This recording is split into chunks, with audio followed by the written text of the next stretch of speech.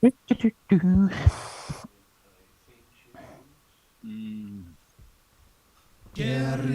cricket. Whoa.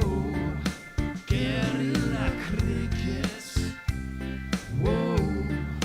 Guerrilla. Take guard, man the barricades, patrol the cover boundary. At last the time is come, this is a cricketing emergency. Hear this call to arms for every cricket revolutionary. Take up your bats and stumps for the test match insurgency. At first they tried to silence us, but we would not be silenced.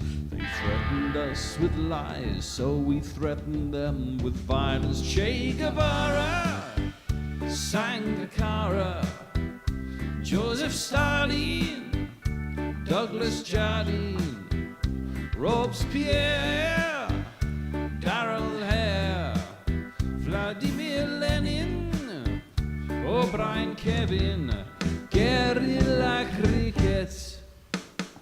It's not about the winning, it's about how many rules you break. Even in cricket commentary, this is the best advice to take.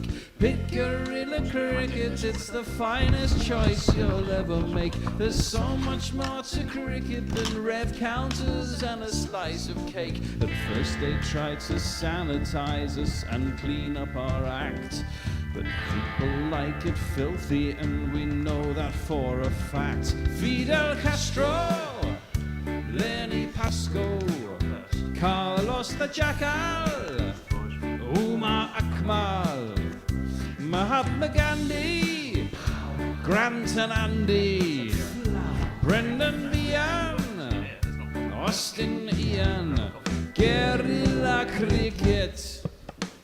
Stick with us, cause you know we're not the kind of thing that you see on the TV and the radio. So vive la revolution. First they tried to buy us, but we would not be bought. Okay, we were, but then we ran away, and we will not be caught. Would not give up the ghost when they left us all for dead. They decapitated us, but we just grew another head.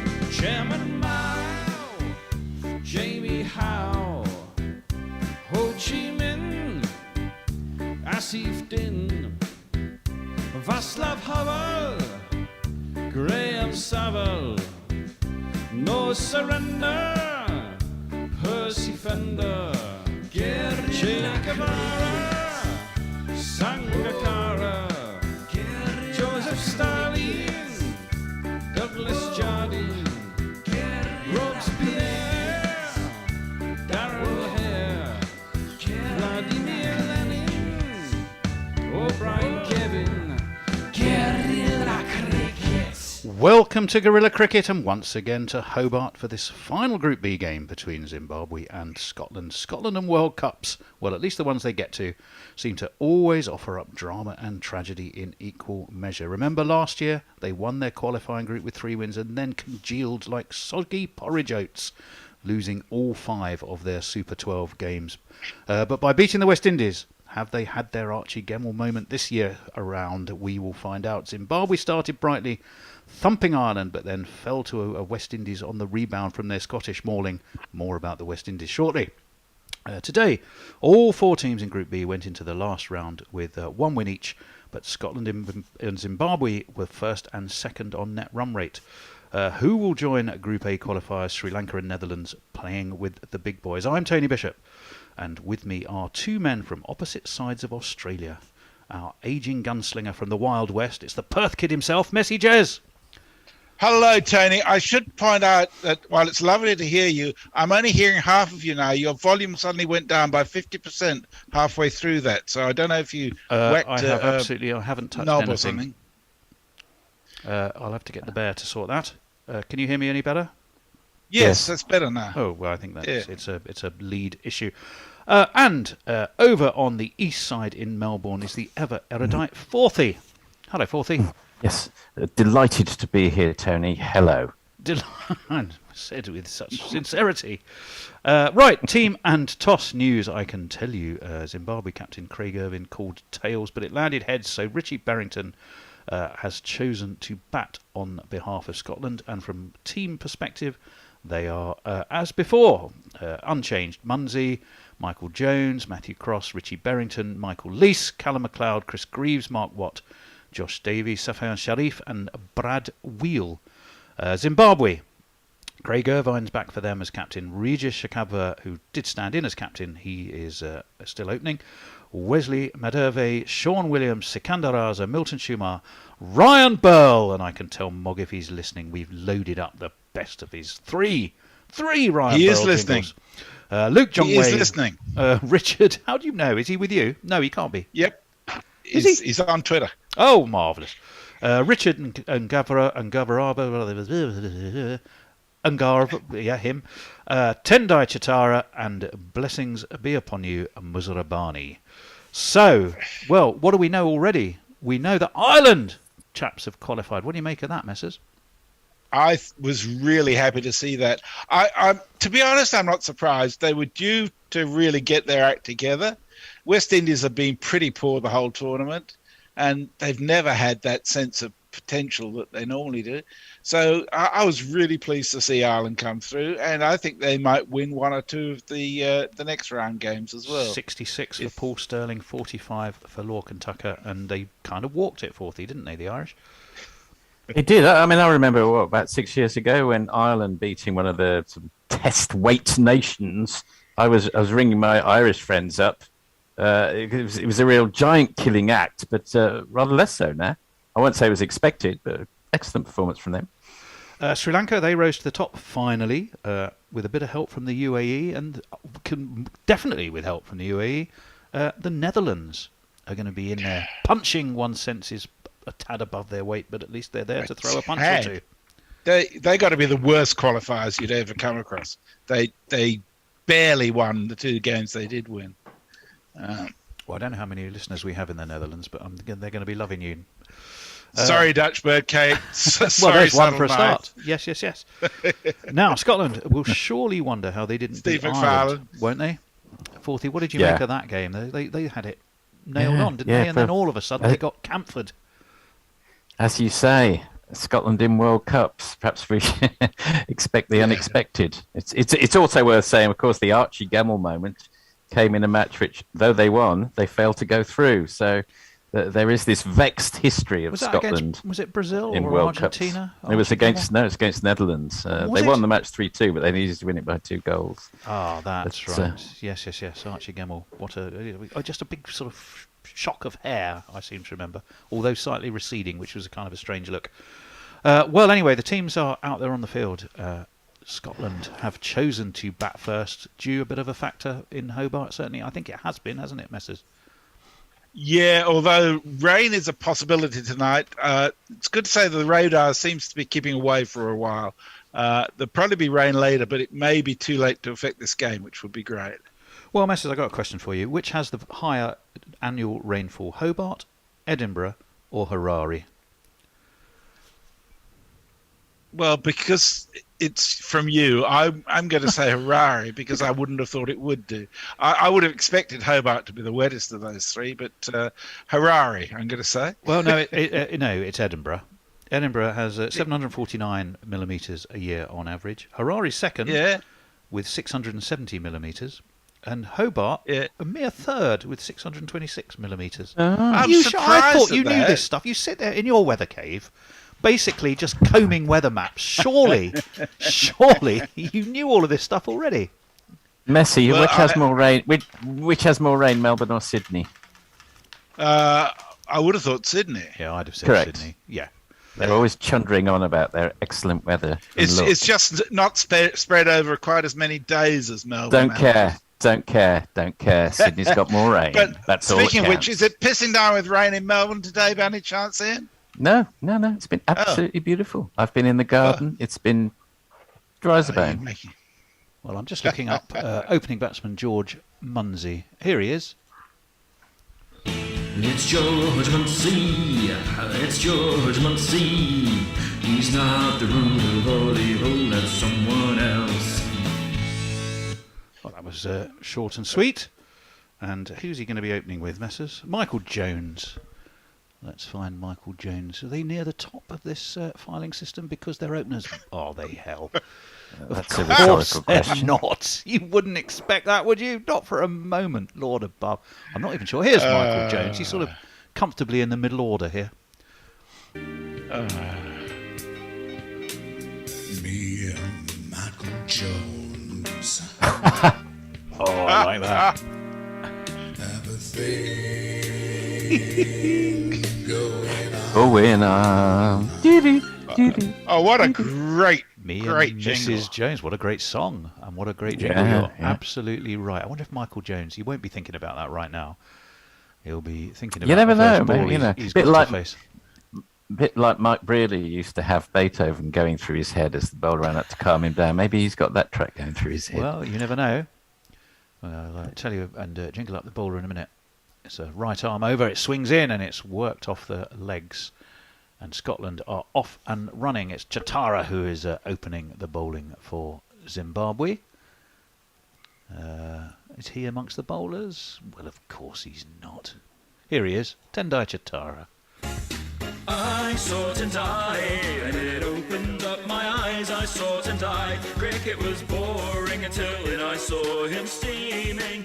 I saw Tendai, and it opened up my eyes. I saw Tendai. George Munsey will tell you a little about him shortly if I stop looking at my Zimbabwe notes. That would always be a place to start.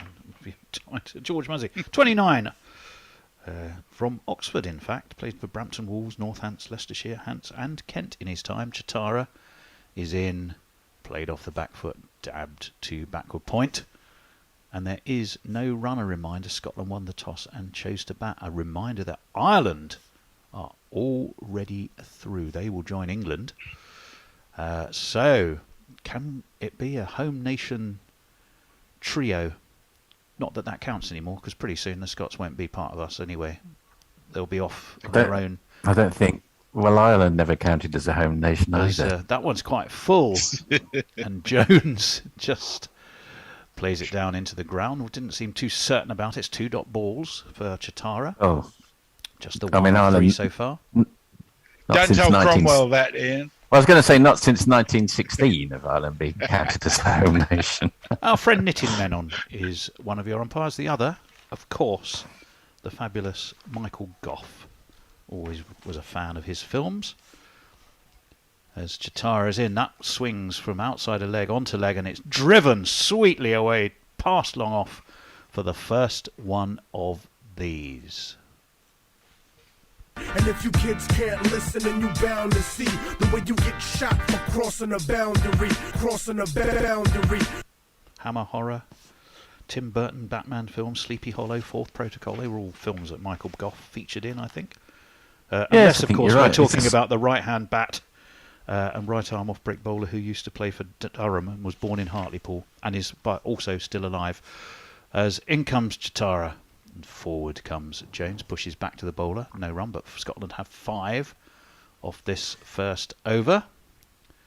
Now, what Sort are of we actor expecting? that- Sorry, Forth. No, carry on. I was going to say sort of actor who everyone would recognise, everyone would know the films he'd been in, but it'd be hard place to name him if you were just a casual cinema watcher. Michael Gough, absolutely. He was a fabulous star, I thought. Chatara should be the last ball of his over. Oh, that's flamingoed. It's gone high, but has it gone high enough? No, it hasn't. It's been taken out dear. at cover, and I'm afraid Michael Jones' stay at the crease has been sweet but brief. He's been got a caught thing off going the off. bowling of Chatara, and he has. He has got a thing going off. that's Yes, right. he's got a thing going off. He's going off. Scotland are 5 for 1, and the first wicket has gone. Another one bites the dust. I think that is going to be out, Fred. Another one bites the dust. Yep, another one has I love indeed that. bitten the dust. Can it be another one bites the dust when it's the first wicket down? I really hate being shut down. up.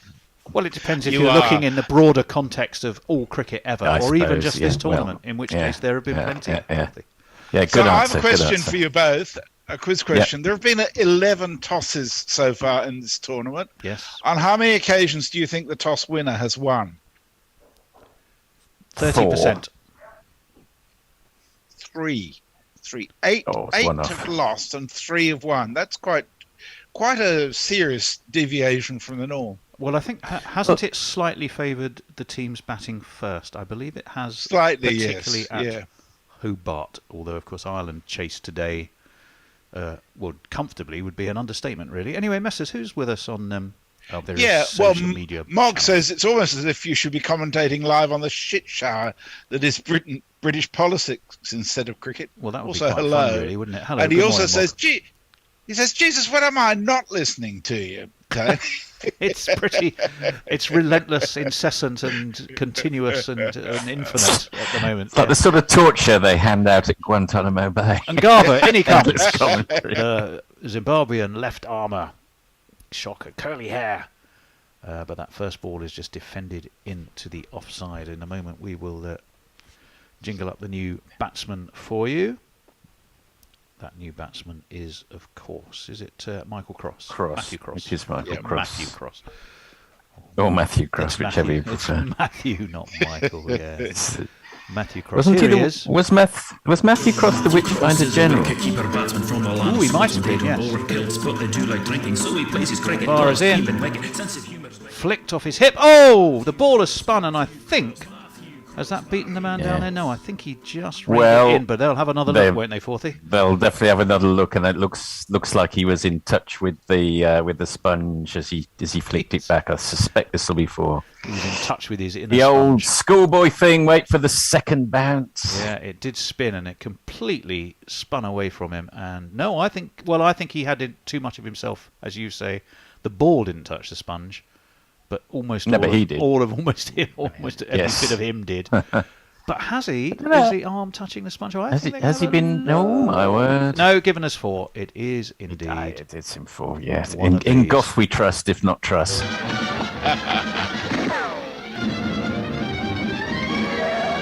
4 for Phil Munsey.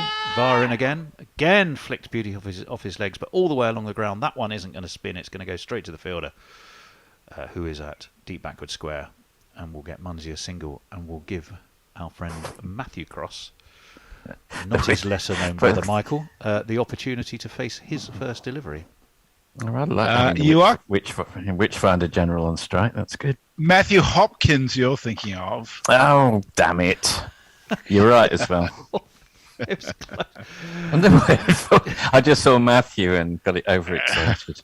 Well, Matthew's not the probably not the most popular name these days. I don't think you don't meet as many Matthews. I have a these days, son. I don't think. I have a son called Matthew, well, so it was very well, we popular said- 40 years ago. Well, absolutely. Vara, in he comes, left arm over. That's swung back and gone right through Cross. Absolutely cut him in two. Woof. What a delivery that was. It's just over the top of off stump, through to the keeper, but it was an absolute rip snorter, Forthy. Oh yeah, it just. I mean, how it missed the top of off. It was it came back off the seam, we assume. Unfortunately, what we can also see is dark clouds hovering over the Belrive Oval. But this was forecast. Even Messi Jez from his weather cave was twitching. His whatever he used to divine weather was having a good old twitch, as this one is guided by Cross down to third, and they will jog. An easy single. Scotland will move on to 11, but they have lost their first wicket. Munsey on 6. Matthew Cross, he's just got himself off the mark. He is just the single. 11 for 1, and we have 1 ball left of this Vara over, which for some reason I couldn't say when I was doing the Ngarava. Ngarava. Well, they Ngarava like to put an N in Africa at the start of names, don't they? Like Peter Ndlov and so on. It must seem very natural to their pronunciation, but we in the West have more difficulties with it. As that one's wide of off stump. Is it too wide? Michael Goff's having a thought, but no, it's secure enough. It's a dot ball, and it means that Scotland at the end of the second over are 11 for 1. Messers. Leah says, hello, everyone. Just watched a German documentary about FIFA, and I have to say that they make the ICC look like Obama to their Trump in terms of corruption. That I can believe. And she also sends a link to Expect the Unexpected video for you, Forthy. Okay. Says, missed another great match this morning. Let's hope this one's a banger. Warren says, morning all. Jonathan Shawlan's with us. It's Friday evening here in New Zealand. The TV gives us the Aussie TV commentary for this match. So I am happy that I can turn on Guerrilla Cricket instead. Tara's in for his second over. It's guided by Matthew Cross to backward point. No run. A couple of very important parish notices. The first is that the GPL is open and it stands, would you believe, a whopping, thumping and enormous £182 is there to be won. GuerrillaCricket.com/competition. You simply have to register, guess the number of runs. We'll wait for Chitara. That one's played off the back foot by Cross again to backward point. Again, no run. You simply register. It's a English pound, which is about 70 cents, I think, something in that order. It's an English pound to enter. You can have as many guesses as you like. You have to guess the number of runs that will be scored. You've only got until... Do we know what time it's open till, Messrs? Yes, we do. It's open until 45 minutes after the start, so that will be at 9:45 a.m. British Standard Time. This one again is cramping British Cross for rooms. He plays it into the ground. 3 valuable dot balls from Chitara. Yep, it's going to be. Sorry. Had you finished parish notices, Tony? Well, I was going. There was that. So you have the chance to win £182 if you guess it on the nose. The pot is yours. If you don't guess it, the money simply carries over and can be won tomorrow and in any other games that we cover, which is getting towards most of them now. We're reaching the sharper end of the competition. We wait for Chitara, whose right arm over that would have gone down leg, but Cross had stepped back and he played that, I think, off his leg. But was there bat, Forthy, or was it? It's got him a single, but it just not sure whether it was leg buys. It was a leg buy, yes, it was. 12 for 1 Scotland. The other parish notice is, if you're a Patreon, and there are so many good reasons to be one, then the latest Bishop and Bear will drop into your inbox in about 20 minutes time. So look out for that. Any special guests? Yes, I will tell you about that in just a moment. There's once more. Not to be missed. Not to be missed. We wait for Chitara. Went for a leg by off his last ball. He's bowling into the left-handed Munsey. It's very wide, and Munsey has crashed it, but he's crashed it straight into the ring and finds the man at cover. And there is no run. Tawid Qureshi was our guest, and very eloquent and entertaining he was too.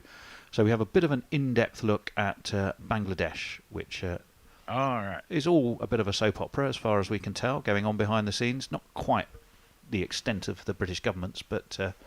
there certainly to be, as they say, a lot going on. Chitara in onto the legs of the left-handed Munsey, flicks it round the corner. And they take a single.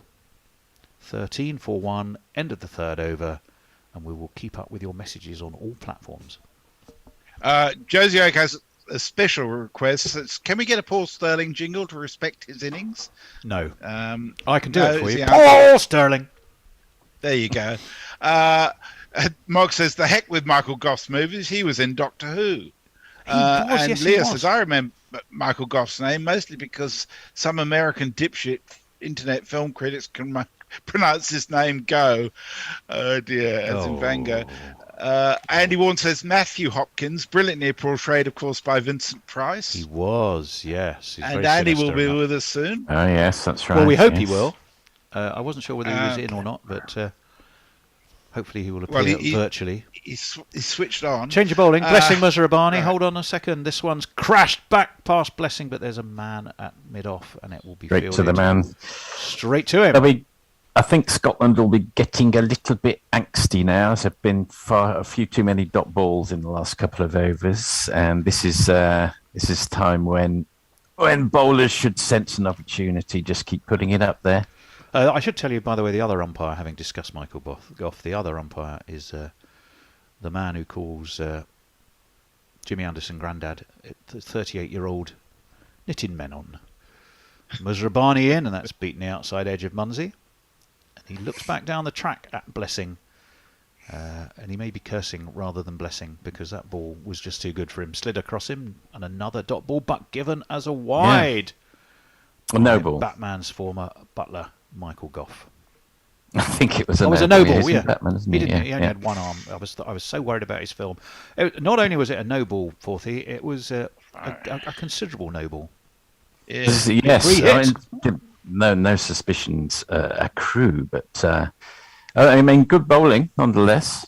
This is, apart from the no ball aspect of things, Well, Musrabani will be very happy with George his start. Munsey has here. a big opportunity. What's Musrabani going to deliver him? Oh, it's full. It's up in the air. It's going to beat mid-off and mid-on, who both turn and run, and they will come back for 2. So not exactly the most productive use of a free hit opportunity, but not the worst either. 16 for 1. I think that Scotland opted to bat first to negate the threat of Zimbabwe under lights later, because they've got mostly a seam attack, but that doesn't make them, less of a threat even earlier in the day.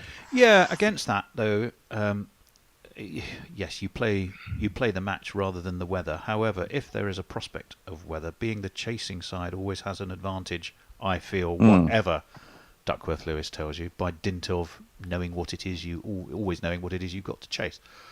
So, as for some reason we're watching people walking their dogs on the banks of the Derwent. That's thumped back by Munsey past Blessing Musrabani, and that is going to go all the way to the straight boundary for one of these.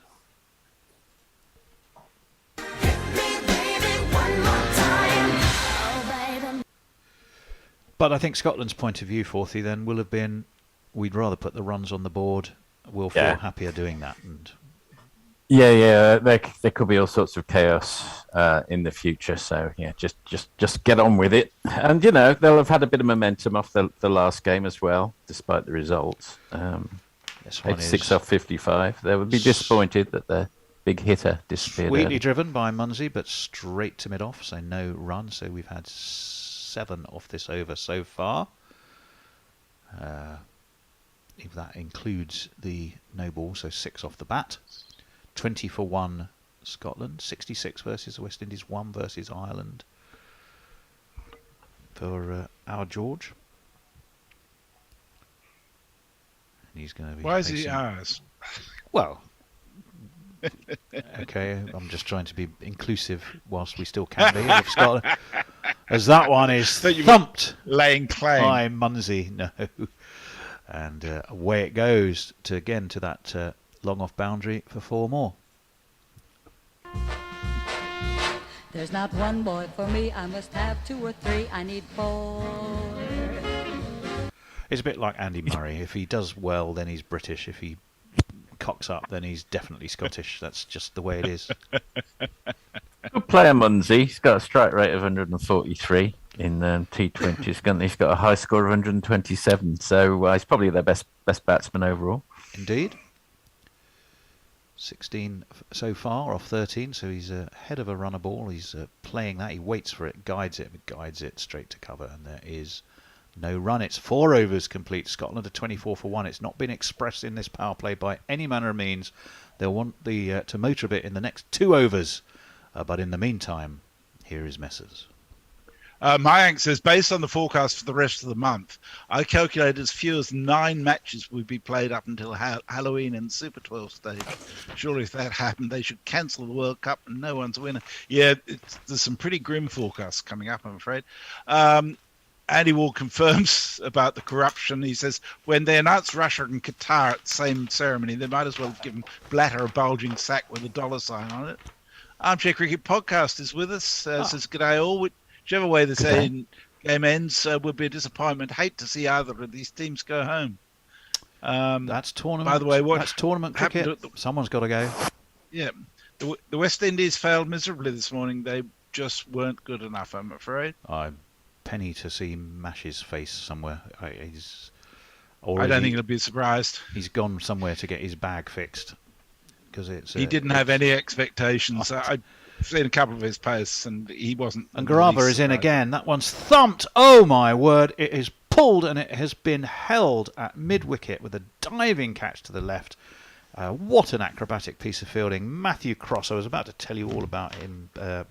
Time with Notts and Essex. Well, I won't bother now because I'm afraid he has been magnificently held at mid-wicket. It's a wicket for Ngarava, and it is also the departure of Matthew Cross. Fourthie, can you tell us who that was while I just celebrate? Who that was? I will. Superb catch. I think it was. It was Wesley Madurvi. Madurvi. It was.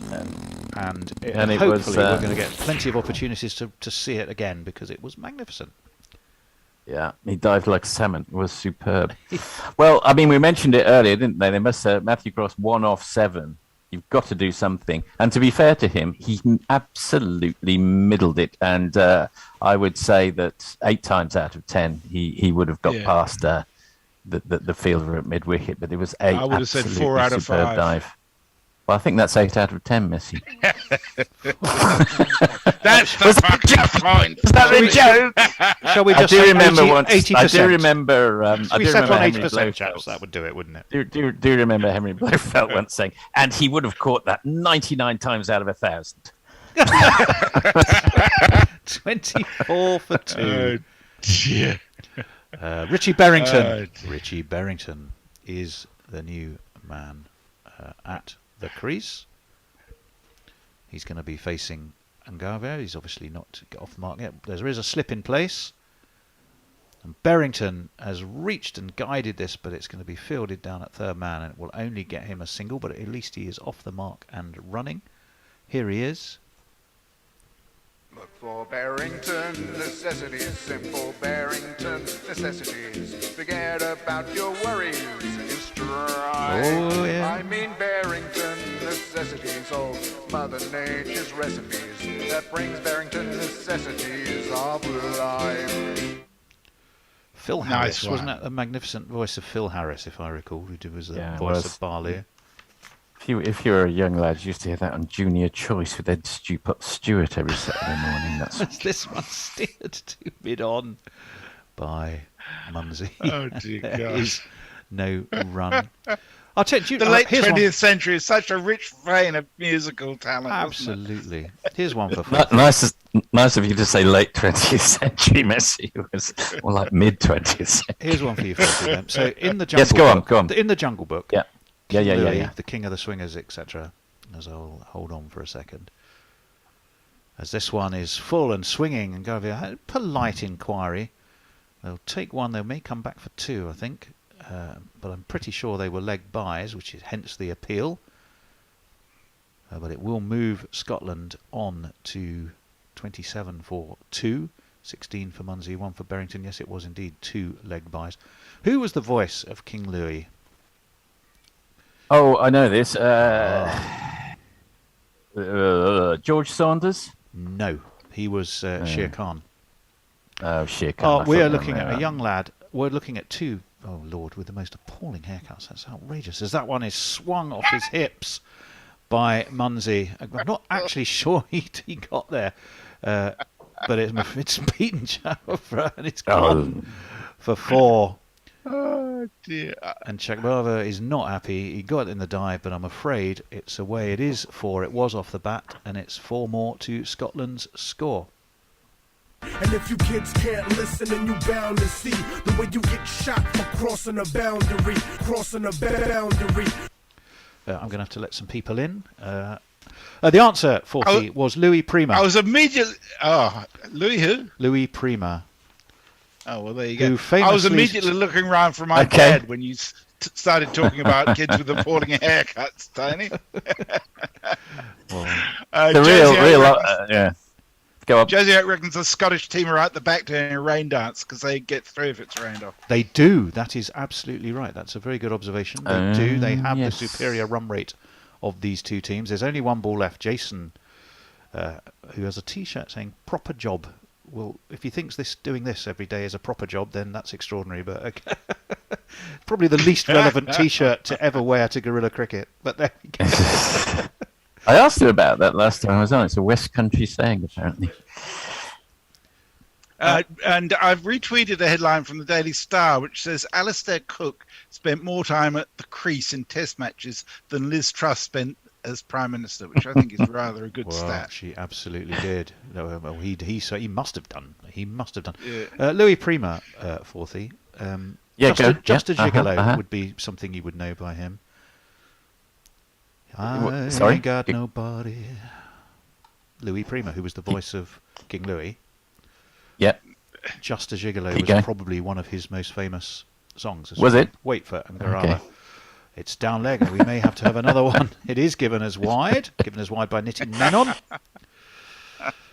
37 for 2. Maybe we'll move off the voices in the Jungle Book. I was feeling very confident on George Saunders, and then we moved on to a chap I'd never heard of, sadly. So, look him up. Louis Primo is a magnificent vocalist. Magnificent vocalist in his day. Obviously, his day has now gone. He may be singing somewhere. Yes. There seems to be an ICC rule to introduce a really chic graphic every World Cup. Well, there was nothing shit about that shot from George Munsey because he's guided that away through extra cover magnificently for 4 more. We are going to have a little shuffle-a-roo. Are you going to let Andy in? I am letting Andy in as we speak. I'm going to make way for Jason. If you chaps could just do a bit of a link while Jason settles himself. And I sure. So I'll just do a couple of tweets. Oh, okay. You go ahead, Messi. Mog, with great consistency, I must say, says, fucking stupid time to play an international tournament in Australia, which I agree with entirely. And the Naked Fun Porn Bot says, Mesh's bag has the substance of a neutered dog's nutsack. Yes, and Leah says, in other politics-related cheery news, YouTube keeps recommending me Russian fake news that still use Angela Merkel in the thumbnails for their videos announcing Germany switches sides, chooses Russian freedom. Yeah, I think someone might have seen through that. And Mog also says 2 reasons to play Jeff Barrington's jingle instead of mine. 1, mine features threats against the player's person and his possible murder, and 2, Jeff's is better. Oh, dear. Right, we're underway again, and I think we'll probably be, are we saying hello to our new friends? Are Andy and Good Jason morning. there? Hello. Good morning to you. 1 ball into the 5th over. Munsey on 24, Barrington on 1. That was a dot ball. Hi guys, how are you seeing it so far? I'm a bit worried for Scotland. They don't seem to be able to get the ball off the square at the moment. Yeah, that's absolutely true. I'm going to apologise to you. I've got a 10-second delay, so you'll have a little bit more time to think of some very clever comments while the 10-second delay occurs. Apologies for that. And you assume that I have clever comments to comment. We'll try not to shout out when like a wicket falls on. Muzrabani, quick single by Barrington. Zimbabwe. There's a little high five in the Zimbabwean field, but I think it was simply indicating good fielding rather than the indication from 1 to Barrington. He moves on to 2 off 3. Munsey on strike. The first thing I'd say is that it's not all bad news for Scotland yet, because with Zimbabwe, without Raza, they seemed to fall apart in the last game. Yes, they did rather, didn't they? Little bit. Well, we'll see what Raza can do this time round. And we've already lost their big hitter, Michael Jones, from last time round, so things not looking great for Scotland right now. 3rd ball of the over. Oh, that one got up to Munsey, and he fended it down quite well, actually. He negotiated it quite well in the end, down to point. But it's a dot ball, and they can't afford too many more of these. Does anyone know if the pitch is a reused pitch or drop in, isn't it? Don't know. Don't know. I'm afraid. I know that it's reasonably placid, I would say so far. Although that ball did get up a bit. So dot 1 dot. Muzrabani, the blessing in disguise. Thanks, Grubby. going particularly well. That's played out through the little gap between mid, off, and cover. They think about coming back for a second. It's nothing doing. Muncie moves on to 25. Barrington back on strike. The only reason I ask is because reused pitches tend to be lower scoring than they were in the first occasion they were used. Good point. Yes.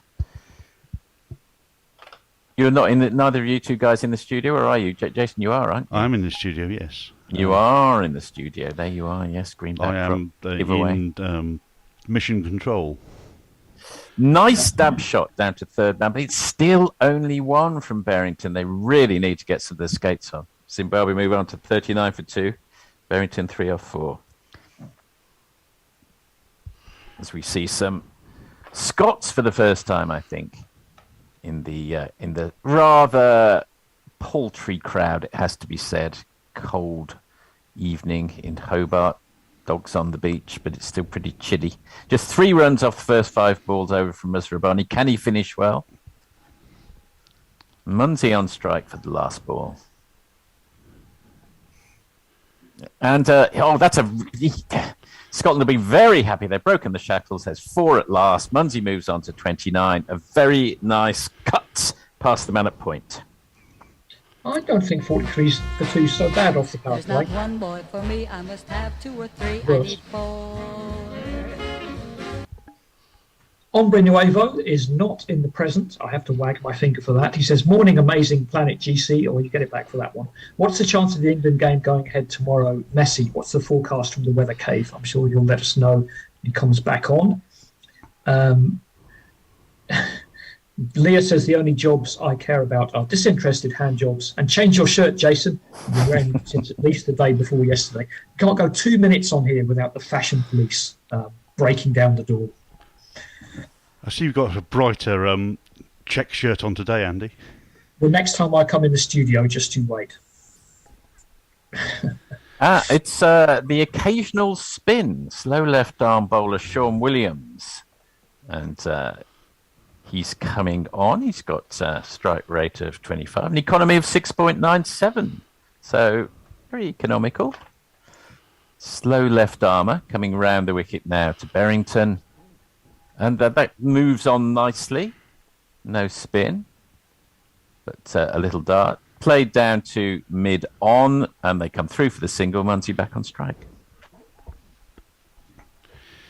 Yes, he seems to bowl bowl on YouTube as well today. We got Haroon Sharif, we got our friend Colin Suter, Stephen Kelk, Leah is on YouTube as well, and all had a good chat on there. We will indeed.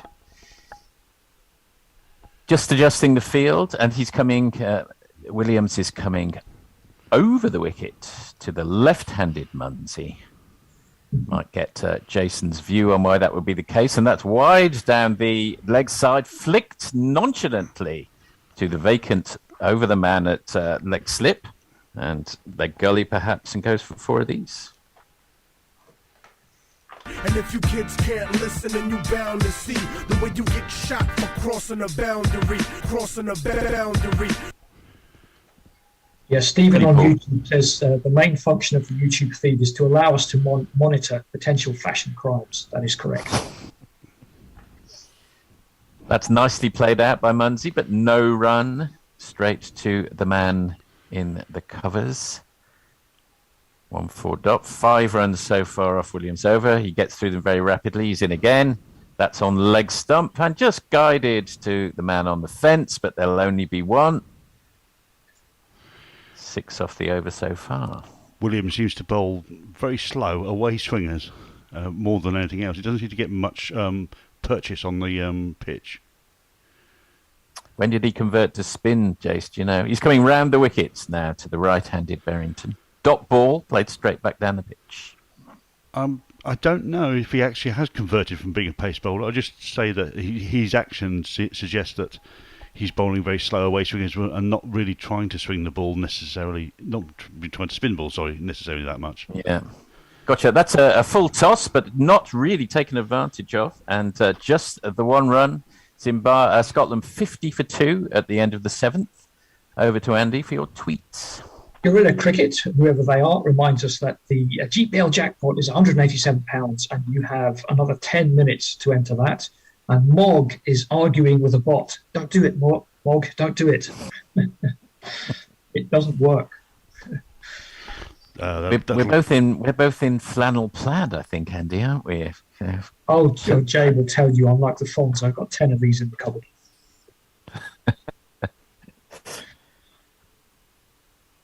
And we've just been reminded that Ireland, if you're joining us late, won by 9 wickets over West Indies, quite comfortably getting home in 17.3 overs. I didn't see the West Indies innings. I tuned in at the break and Ireland smashed it. Sterling and Balbirnie were excellent. Yes, Sterling 66 off 48 and Balbirnie 37 off 23. West Indies a pale shadow of Chaos. Previous Shambles. Or indeed chaos and shambles would be another way of putting it. Another shot of the beach, another shot of the man in the crowd, and we're back with it's a Raza time. And that's very nicely played, actually, by Berrington, who just flicks it wide of the keeper. They'll probably come back for at least 2, and indeed 3. So that's not the ideal start for Sikandar Raza, but I imagine they'll be putting quite a lot of store by his performance, won't they, Jace? Yes, he was very good on Wednesday, three wickets. He bowls like a poor man's, what do we call it? A poor man's? Poor man's Narayan. Narayan, yes. But he's gone 3 off his first ball, which will discomfort him somewhat from Berrington. Very good shot. Well, he's a Narayan impersonator, shall we say? If not a person with the same ability. Left-handed Muncie on strike, so round the wicket, and that was almost a medium pacer from Raza. Really bunged that in. And Berrington manages to get it away to the man on the deep point fence through for 1 run. Our friends at the Cricket Podcast said that they had read a tweet that said, this is very carefully sourced here, that Raza bowls like this, remodelled his action like this because of a shoulder injury. And apparently it's easier for him to bowl like this. When you say like this, and we'll come back to that in a moment. In the Narayan style, where he sort of wheels his shoulder. In the Narayan style, yeah, okay. Well, that's a dot ball. Nothing doing there. Just played straight back down the pitch from Berrington. 54 for 2. You were suggesting this is not too bad at this stage of proceedings, Andy. And in for the 4th ball. Again, just steered out to the man at point, through for a single. Berrington moves on to 9. The score predictor is getting Scotland to get 165 based on their current performance. Do you think that's enough? I'm not sure it is. I think they'd be happy with it. I think 165 would have an excellent chance. And as they say, run rate required to reach that total will be 8.9 from here. So I think they'd probably, I won't say bite your hand off to get 165, but it will be a good score from here, I think. A couple of Tartan fellows in the crowd, Scottish ancestry in Hobart. And that's really halfway down the pitch from Raza. Should have been punished perhaps from Muncie, but wasn't, just played straight down the pitch. And was a...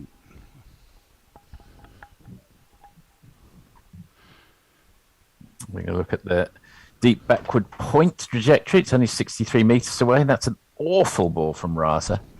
Full down the leg side. And called a wide by Michael Goff. Real shocker. Wide.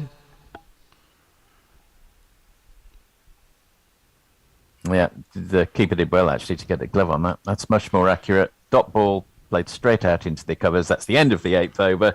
Scotland 56 for 2, Muncie 35, Berrington 9. Stephen Kelk says, no chocolate biscuits today, Andy. Well, I'm at home, Stephen, so I've got a bit more control over what I can eat. I don't have to dash to the corner shop when I'm hungry. Colin suited God, Windies have been poor. They have top to bottom, selection, strategy, tactics, everything. And someone needs to have a long think there. And Mog says, it might not work, Andy, but I felt tip-top for the brief seconds I was typing before I blocked it. Thank you very much, as ever, for your tweets. We do love being in touch with our audience. It's what distinguishes us on Guerrilla Cricket amongst so much else. And don't forget, if you want to become a Patreon, there are all sorts of goodies you can get on top of that. So, 8 overs in. 2 overs to go of our little stint before we get to the halfway stage. and some much-needed drinks, says rather sarcastically. It's Williams in again. He drops it really short, but to be honest, that is an opportunity missed, isn't it? And just punted out to the man at the deep square leg boundary for a single. Shocking ball. I thought that about the wide, to be fair. I thought that wide down leg side, opportunity to put it almost anywhere he wants, as long as he gets bat on it. They don't look in great touch, these two batsmen, do they, to be fair? No, it's a bit of a flyweight battle. No, they've got no power. That one's punted down to mid-off for a single. At some point, perhaps, one of these players will start exploding. George Menzies does have a strike rate of 143 in T20 cricket, so you'd imagine it's more likely to be him. Richie Berrington, 128. Round the wicket again. Williams quite wide of the wicket. And Berrington does unload, but straight to the man at wide mid-off. No run. 1-1 dot so far this over. Williams will be very happy with that. That just dropped short of the man at deep square leg. Perhaps he could have done more to come in to make a go at catching it. Perhaps he didn't pick it up. He should have done. White against the blue Hobart sky. Do you reckon that was a possibility of a catch there, Jace? No, I think we're fortunate actually that Berrington didn't actually connect with that. Otherwise, it would have been straight down his throat. Yeah, indeed. Well, that's another single, and they're thinking of coming back for two, and they will. They won't. As Muzarabani comes in. Their running doesn't particularly inspire confidence at the moment. They seem to be very... Sorry. Yes, they look as if they never played together before, which can't be right, because Munzy's played 55 T20s and Berrington's played 78. You'd think they'd be in a bit more of a groove than this, but they're not. Last ball of the over. Williams round the wicket. An almighty heave. Goes out to the man. Cow makes a great dive to try and catch it. Can't quite make it. They finish with a 2 on the over. Scotland 62 for 2 at the end of the 9th over. Andy. Hello to Anthony Bush on YouTube. He says the one stream you can watch from bed in your pajamas and still feel overdressed. Josie Oak asked, what's a good score here? Interesting. I would, 155, 160. Let's see what you think, guys. Armchair Cricket Podcast is Raza's bowling fastish rather than looking to toss it up or use the bowling crease to create angles. Is that something he's learned? And Leah would like the official broadcasters to use social media. They very occasionally did in the IPL a few seasons ago, and I actually got a tweet read out on the IPL main feed, which was probably the highlight. Oh, really? Of the night, actually. Raza in again, wide, rather directionless, but again, it's a dot ball. Munty can't do anything apart from punt it straight into the covers.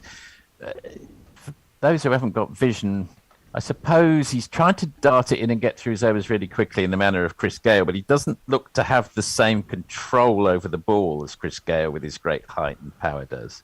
It's much more effort going into it, and as a consequence, he's really bowling all over the place because there's another wide down the leg side. This is pretty shoddy bowling, and the batting's not much better either.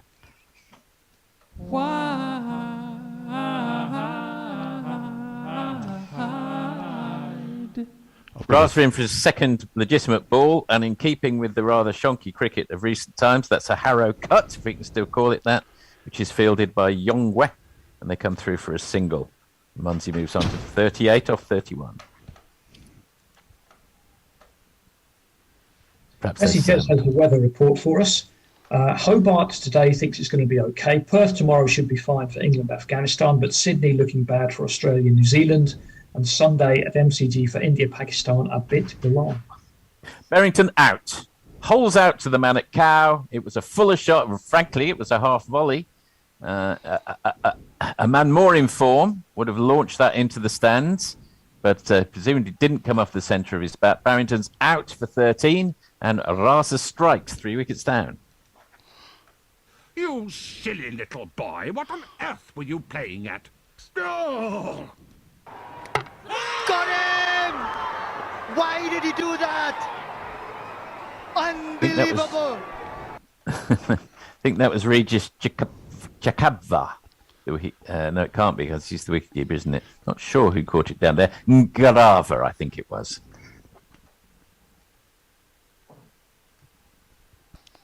That'll bring a new man to the crease. Who's it going to be? It's going to be this bloke, I think. We'll just wait for confirmation. Andy, do you want to get some tweets in? Yes. Hombre Nuevo, is it possible to get a jingle for Messi's weather reports? Brian, I hear Forthy saying he needs a drink. If he lets me know his nearest Downs outlet, that can be arranged. I'm having one now. Where are we at? Did we reach the end of the 10th there? No, I think we're halfway through. I think we're halfway through the this over. Maybe the three or four balls to go. They tend to take breaks in the 9th over if there's a wicket. Do they? Okay. So I'll look for guidance on this. Whether we want the new team to come in, or should we see it through to the end of the 10th? Let's through to the 10th. People are expecting the end of the 10th. Yeah, I mean, people have paid their money. They want to see the three of us to the end of the 10th. 100%. Exactly. Yeah. Some Stephen people have paid their money. Loves the desperation of the why did he do that jingle, channeling a bit of Hendo there, I think. I've got Scott's roots. I think I'm disappointed more than anything else. I'll put it no stronger than that. My inner psyche may say otherwise by my choice of jingles.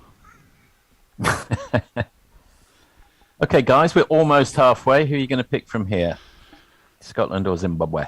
I would say Zimbabwe have probably got more of the hand on the place in the second round. 2 out of 3, yeah. Or perhaps 4 out of 6. I don't know. Yes. Yeah, no, I'd say so. I'd probably say a little higher than that. It's just that Scotland look, I won't say clueless, but they really do look off the pace. In comes Raza, who's not been bowling well either, it's fair to say. 3 balls of his 10th over to go. Oh, actually, I've preceded myself a bit. I haven't quite got him coming up on screen. Oh, here he is now. Everybody settle back into play. 64 for 3. 3 balls to go in the 10th. And that's a full, almost a Yorker. And the new batsman is Callum McLeod. Have we had a little jingle for Callum? We do. If we can get it in between the balls, I will do it. Go for it.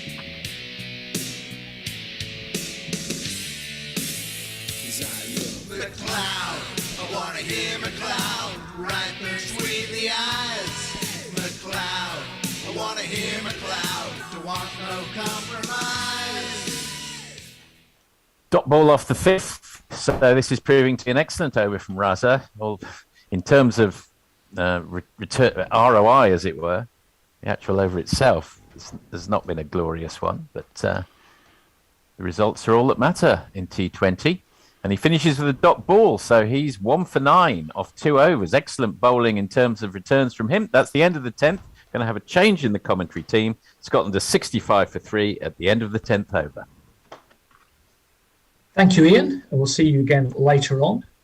Thank you also, Jason. And we welcome Messi back and Bennett. Hello, Bennett. Hello there, Andy and Messi, Jason and Ian Forthy. How are you guys doing today? I'm good. Well, thank you. Yeah. It's a. And how's South Wales? Is it dry? It's very cloudy and a bit of a rain this morning, rather overcast. But however, I'm sure it's sunny out there in Messi, in down under Aussie land.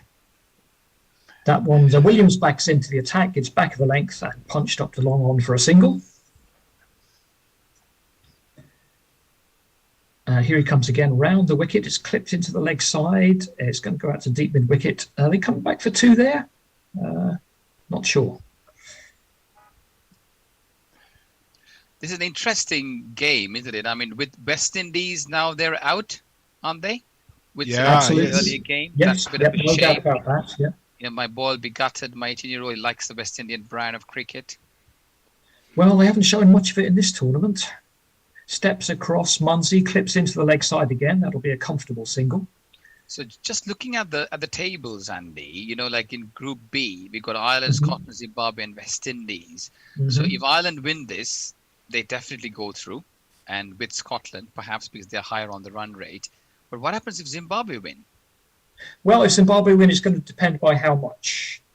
They will go through. It'll just be a question of if they improve their run rate by more than 0.1, they will win the group and go through into the group with India and Pakistan is where the winners go, I think. And second goes in with England, Australia, New Zealand. I think if Scotland wins, they'll definitely go through without a doubt. If Zimbabwe wins, it'll be between Scotland and Zimbabwe, won't it? No. If Zimbabwe win, this is a pure shootout. It's a winner take all. This. Oh yes, because Ireland has played all three. Yes. Yeah. But I think it's highly unlikely that Ireland will be anything other than second. Yes, there's a small chance, but as you say, it's unlikely. That one is flipped up to long on. It'll be another single scored off every ball. This over 6 runs off the 5 balls. It's 71 for 3 in the 11th. Have Scotland got enough firepower to put up a big score in the last with some hitting in the last 6-7 overs? Bennett, you've gone on mute. I don't know if you're aware of that. Yeah. That's better. I was Williams comes in to complete the overs, round arm, clubbed out towards cover. I think no run. Yes, a dot ball. Yeah. I'm going to have to decide next time. I'm either going to stick with these jerky pictures or go Now TV and I'll be 30 seconds behind. I might try it the other way next time. Anyway, tweets. Leah says she thinks a reasonable score is 140 to 150. It's not a fresh pitch, and Scotland have better spinners than Zimbabwe. That's what West Indies got, and it was woefully inadequate. I think 165 should be a power score here. Mog says, I know I need you to go to the end of your stint. I'm not quite finished yet. An Armchair Cricket Podcast says, the ball that got Barrington seems to have been a googly from the back of the hand. Didn't notice any deviation off the pitch, but maybe it slowed down or there was more bounce. Raza's back. He's bowling round the wicket. Tidy again so far. 1 for 9 off his 2. That one is pushed up to long on. They will not take a second. Raza's come back quite strongly in the last over, hasn't he, Andy? His first over was a bit wayward because he's got so many variations, and sometimes I think he struggles as to which one he wants to bowl. The quicker one, the one that turns both ways. He holds it different. I said this in the last game. He holds it differently in his fingers. I'm not sure it comes out that much differently. that one is back to the bowler for no run. And I can relate to that. I'm a bit of a mystery bowler myself. Oh, we're all mystery bowlers. I bowl kind of. I've got 6 variations, and sometimes when I'm back at the mark, I don't know which one I'm trying to bowl. It's just confusing your mind. That's what happens. Yeah. Well, how's the batsman going to know then? Raza is in the as in your mind is cluttered, and then you're thinking, what am I going to do? And that's what happened to Raza in the last over. He's bowled wides before, not the last with one before. That one was swept, and I think he just got a bottom edge down to short fine leg for a single. But he's doing an excellent job again, Raza. He's round the wickets to the left-handed Munsey, slightly short, punched into the offside, and they'll get a single, I think. Yep, it's 74 for 3. Munsey on 44 off 38. Wants to push on and improve that strike rate. McLeod 4 off 6. Here comes Raza again. It's Fuller, it's swept, and he's missed it. Straight through to the wicketkeeper, outside off stump. Doesn't give you much air to work with, Raza, does he? Certainly not all time. Yeah. Keeper actually spilled that one. It fooled him as well. He's going to come up to complete the over. Very round arm, slanting away from the batsman. It's cut. Point is across. Point misses it, but deep point gets the fielding in. Another single. It's 75 for 3 off 12. Good over. There's 2 tweets I don't entirely understand. Warren says, ROI, the advertisers strike again. And then Leah says, I'm disappointed Callan doesn't have a jingle based on Princes of the Universe, even though he spells his name with an I.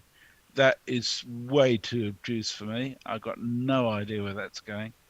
And there's some very healthy conversation going on YouTube with Don Diego, the Silly Pants, Stephen Kelk, Sutahu, all chatting away. Hello to all of you, and thank you for being with us. Thank you indeed. So, Bennett, 75 for 3. What would you be looking for as a total from here?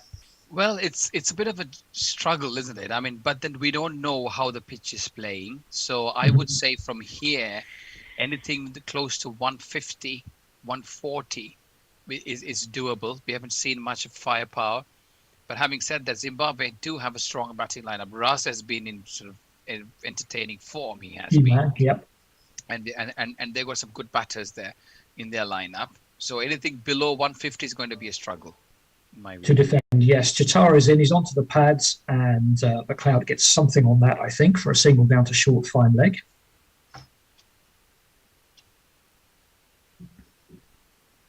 West Indies knocked out of the tournament this morning by Ireland in quite convincing fashion.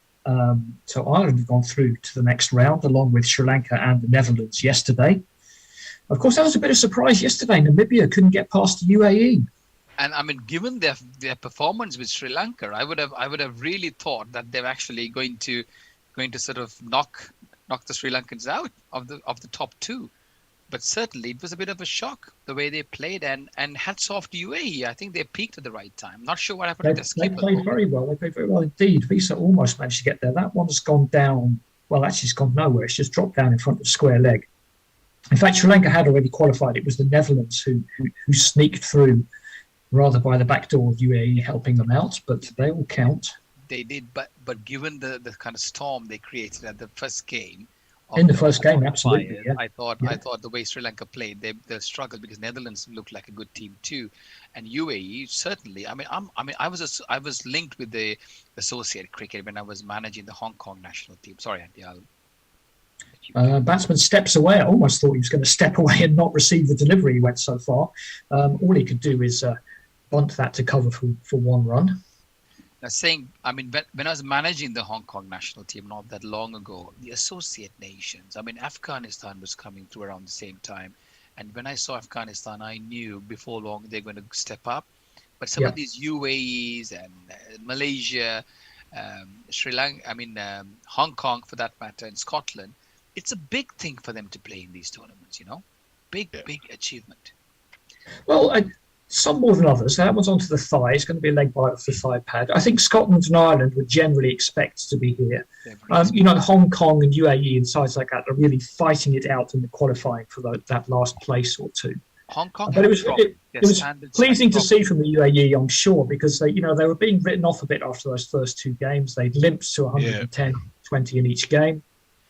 But a much better performance for them. Hong Kong's standard has dropped down drastically, but it's good to see. I was quite excited watching UAE. They did make the Asia Cup, though, didn't they? Yeah, they did. But their standards have dropped compared to how it was about 8-9 years ago. When I was involved, they got some issues with the administration, and I don't think that's going to go for long anyway. Often the case, batsman steps away again. The ball's outside leg. He still gets into backward point. One bounce straight to him, almost. A yard more, fielder might have been interested in a catch, but nothing doing. But it's no run anyway. 79 for 3. Good over from Chitara. 2 singles, 2 leg byes so far. 1 ball to go. Andy, I've got a suspicion. I've got a suspicion the crowd has been switched off. Okay, well, I'm not in the studio. I can't help you. Oh, right. Sorry. Tony. I think Jason is there. Anyway. Jason. It happens every now and then. The crowd goes quiet, almost like a real match. That one is shoveled round into the leg side, into the deep. It's another single. Good over from Chitara. Good spell from him. 3 overs, 1 for 8. And Scotland, with 7 to go, are 80 for 3. Okay. Well, we're actually up to date on tweets, but I think it's a good time to mention that we're supported entirely by our patrons who contribute from small amounts to larger amounts, but starting at £2 a month, you can become a supporter of ours, and in return for that, get a whole lot of things, including a weekly newsletter, a weekly podcast, access to our Discord channel where there's a lot of chat going on, and also at the moment a World Cup spreadsheet, which I'll update today with the latest fixtures on once we have the final set up for the Super 12s, which will be going out later today. But there's a podcast just going out in the last hour or so, So patreon.com/Guerrilla Cricket is the place to go, and we would love it if you could support us in a small way or a big way. Whatever you can afford would be really very much appreciated. Yes, please. And thank you very much to those who already are. Change of bowling, but he's pulled out of that ball. He's going to try again. That one is shoveled into the leg side. It's going to go out to the deep. They might get 2 because he hasn't got much on that. Yes, they will. And they're just going back to the conversations regarding associate teams. I think they would be getting in the region of 30,000 or 50,000, I can't remember, one or the other, if they do qualify to play in the actual sort of main tournament. You also get something like that per win. I think UAE got $40,000 for winning that game yesterday. That one is clipped up to long on. And in fact, the Netherlands, I think, got 70,000 for, you get 70,000 for making the next stage. And from a qualifying nation's point of view, from associate team, that's a lot of money. They struggle. They're not professional cricketers out there. They have to make amends with the jobs that they do. They come in and play, and some of these contracts, even like I'm talking from my experience with Hong Kong, very minimum. They struggle to survive playing cricket. Sorry. Yeah, well, UAE is a notoriously impoverished nation with not much money to spend on sport. Well said. Which they're not. Qatar are, anyway. That one's clipped up to long on for a single. 84 for 3. Would we like to see a bit of boundary intent from Scotland here? Yes, it's about time. We're all waiting. Well, maybe he's had a go there, but it's going to go out to the fielder at deep square and just be 1. And just going back on the associate nation, sorry, Andy. I mean, Hong Kong, most of the players who play in there are like Pakistani, almost like the cricketers who've been making expats. We used to say, I don't know what it is now. Yeah. They somehow to find a way there and get a visa to come just to play cricket, because they don't make it at the highest level in Pakistan. So you find a lot of players like that. Sorry. Yeah. Dragged down, has come back for 2. It's hit the umpire on the way through. They've taken the opportunity to come through for 2. There's an appeal for a run out at the bowler's end. I think he's in, and the fielders don't look too excited, but they are going upstairs to the cameras.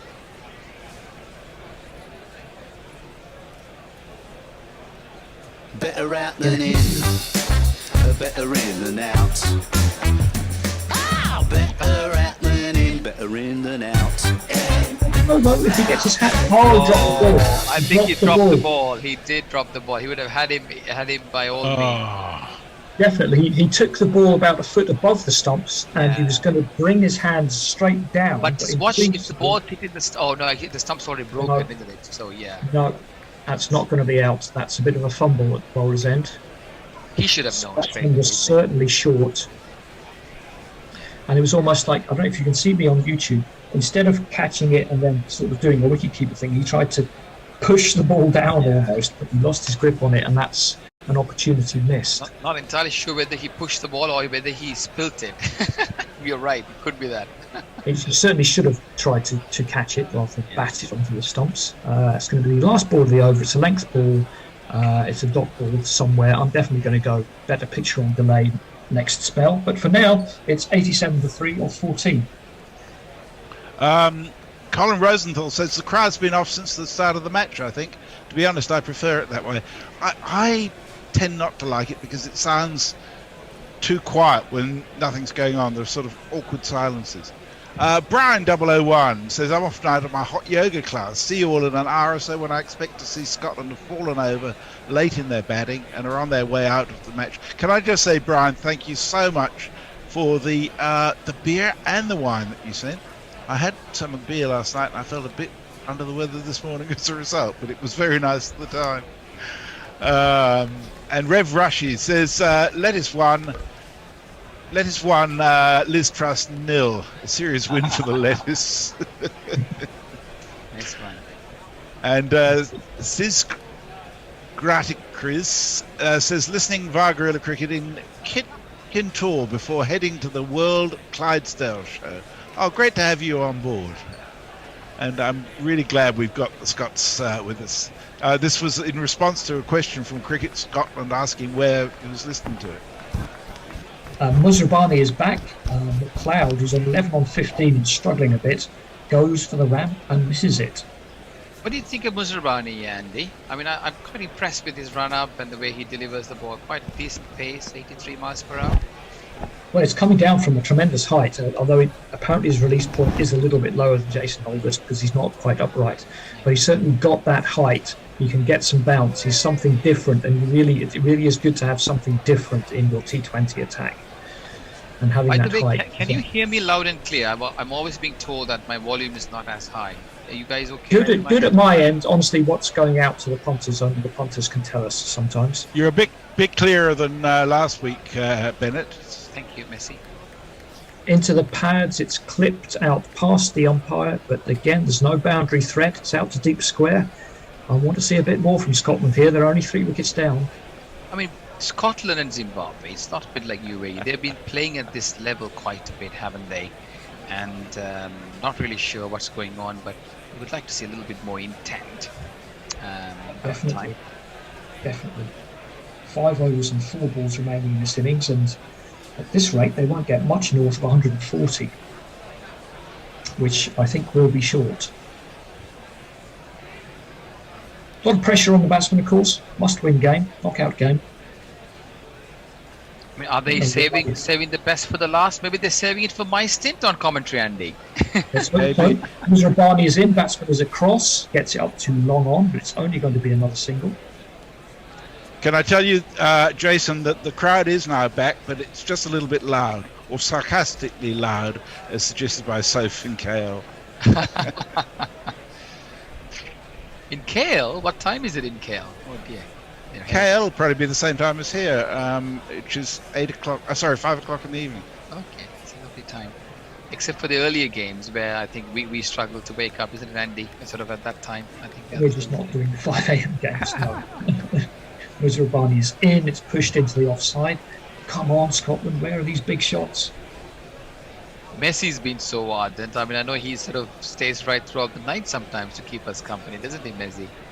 Yeah, well, you are my life. Well, don't take it too personally, but you know what I mean. Yeah. That's great commitment, Messi. Well done, you.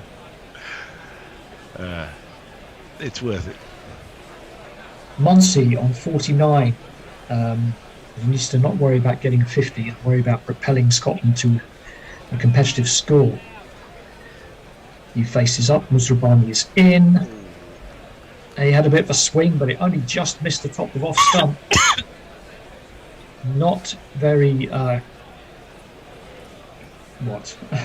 good for Munsey. I mean, not very convincing. That's the word I'm looking for. Groping for, like a man in the dark. It was a shit shot, let's face it. He just missed it. We're going to have a change at the end of this over. I can see Tony back in the studio. 90 for 3, 1 ball left in the 15th. Muzrabani is in. And it's flashed out to deep mid-wicket. Just be another single. 50 for Munsey, which, for what it's worth, off 46. Yeah. He's still got time to redeem himself. He's still got 5 overs left to propel Scotland to what they hope will be a winning score. 50, 50, 50, pretty nifty on a bowler's pitch. Right, greetings everyone. Leah is the next tweet. Leah? Oh, yeah, tweet, God. Yeah. Splendid. Okay, well, I can also quickly catch you up on YouTube. I can say, well, Andy, you'll be pleased to know, haven't taken my eyes off you, Andy, is what Anthony Bush said. And there is Don Diego to Silly Pants says, we're English, it's traditional. Stephen Kelk likes the window open, i.e. he can hear the crowd. Feels more social somehow, and if Gorilla Cricket have paid all that money for press seats at the ground, why would they not share the crowd vibe? Well, don't tell anyone, but it's actually a crowd backing track. But nonetheless, we're glad you like it. Let me have a look over here. Leah says the UAE are the richest third world shithole in the world. They don't even have a sewage system in Dubai. This is the Dubai poop convoy transporting shit. Oh, and then she sent a picture of, oh Lord, yes. Anyway, over to you. Thank you, Tony. As is Raza bowled in the 16th over of the innings. Scotland struggling for survival here. They're in the 16th over, winning the toss, deciding to bat. are struggling to get the ball moving. 91 for 3, the scoreboard perilously sort of crawling at this stage where they were looking for a lot more power. Raza, with a lot of tricks up his bag, lost his run up there. Greetings to everybody, by the way, wherever you're tuning in from. This is Bennett Oligosekram. I've got Jason keeping me company along with the affable Tony, who's in keeping the media box. Affable? Oh, well, okay. I'll be affable then, you bastards. Rasta again. Oh, quicker one. This one's came in very quickly. Fuller ball, as I was describing before. Raza's got a bag of tricks, a lot of variations. His quicker ball is very, very difficult to pick. And I think if he missed that, that would have crashed onto his stumps. McLeod gets a single and goes on to the last strike. It's 14 of 19. Munsey about to go now. 51 of 47. He gives himself room. Hits it hard, but straight back to Raza, who picks up. He's bowling at 60 miles per hour, certainly bearing the pace. He's very experienced. He's one of the mainstay of the Zimbabwean team. He bats well, scores some very important runs. He made 82 in one of the games before. Here he comes. This one's on fuller length, driven nicely between the fielders on the long in a bit of a misfield. He picks up, and as he was about to throw, he lost the ball, but Scotland unable to capitalize, perhaps wanting Munsey to be on strike. He's the man who's been in there for longer. 53 of 49. Still not good enough, Jason. No, it's sluggish from everyone concerned, I think. Whether that's a factor of the pitch is another matter, but if it's the same pitch as they played on earlier, I suggest not. Raza comes in and darts this one outside the off, some shorter length, and it goes to the extra cover region. The batsman will go through for a single. I think I was describing earlier about Raza's variations. Sometimes when he struggled with his his second over, where he was bowling a couple of wides, but seems to have got back into his groove. His last ball of his spell, a very containing piece of bowling from him. 1 for 18 so far here. Can he finish it well? Yes, it's on a good length and swept away. Long boundaries on the square of the wicket there. As the fielders come through, the batsman can certainly get a run in for the throw as well. Marks the end of the 16th over.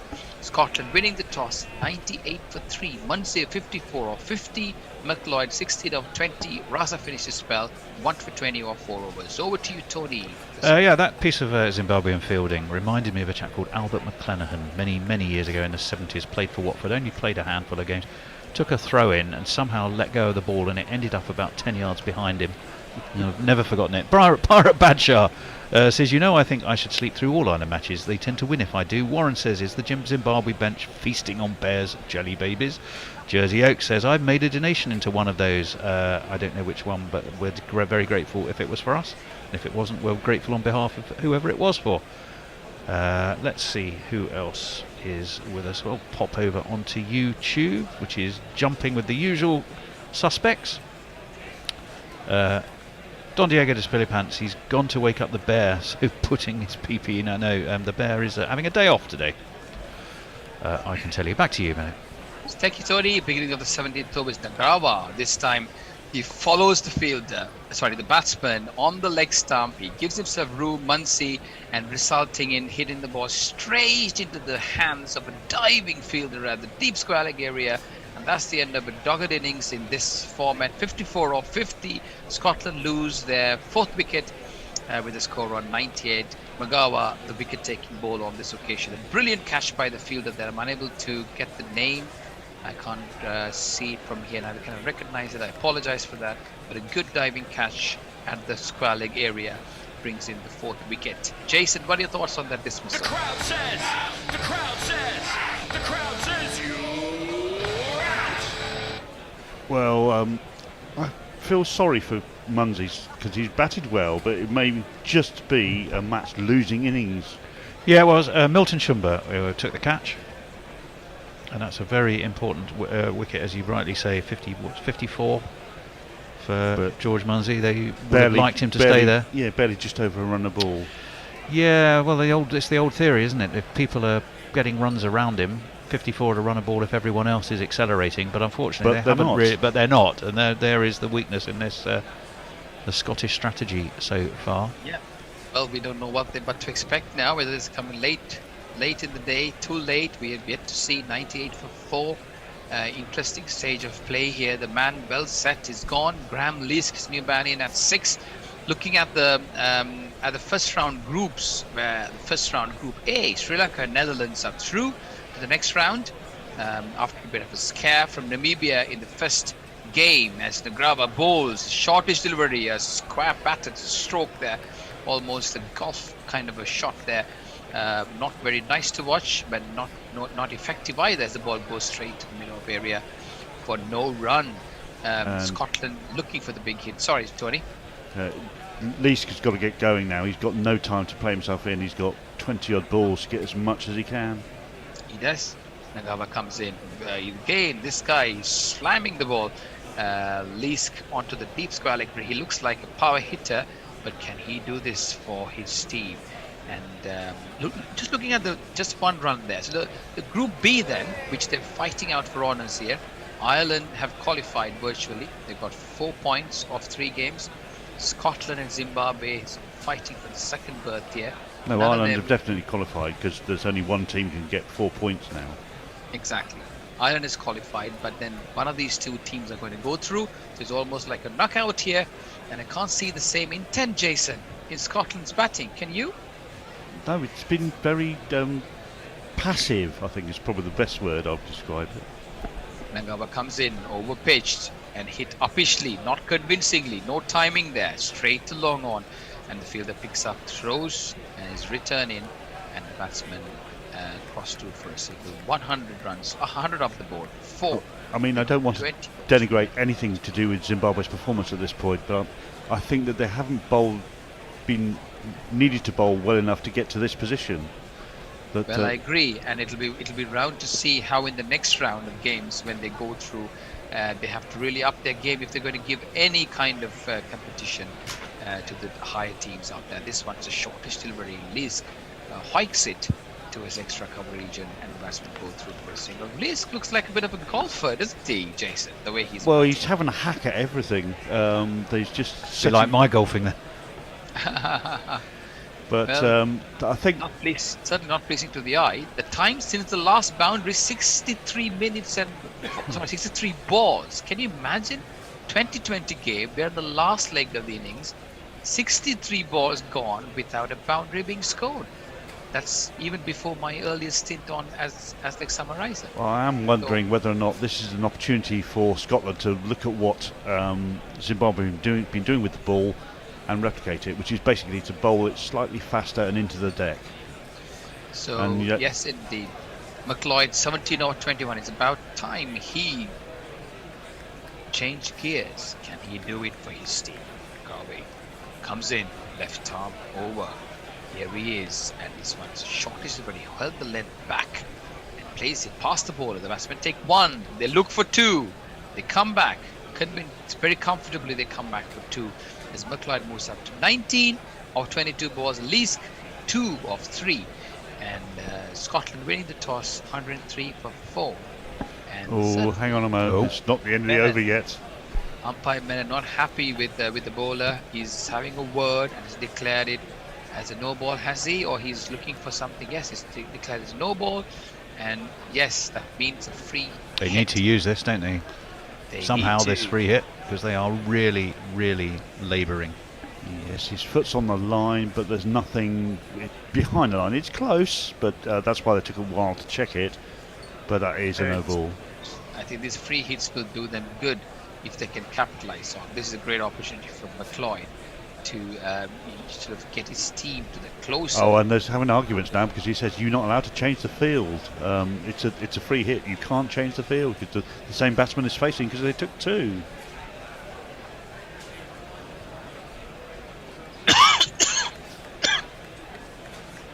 So there's some confusion here. However, McLeod is just looking passive whilst all the arguments are going on at the other end. Yes, it is indeed. Free hit. McLeod faces to Negrava. Ooh, he flat bats this one, and that's gone beautifully between the two fielders and the deep mid wicket and the long on area. And a welcome boundary after 65 balls. Scotland 108 for 4. 3 overs to go. Leask on 2, McLeod on 23. Tony, is anything on me? Yes, now The danger of taking over social media duties from someone else is that you haven't necessarily followed the thread of conversation. What I have discovered, rather embarrassingly, is that the donation that was referred to by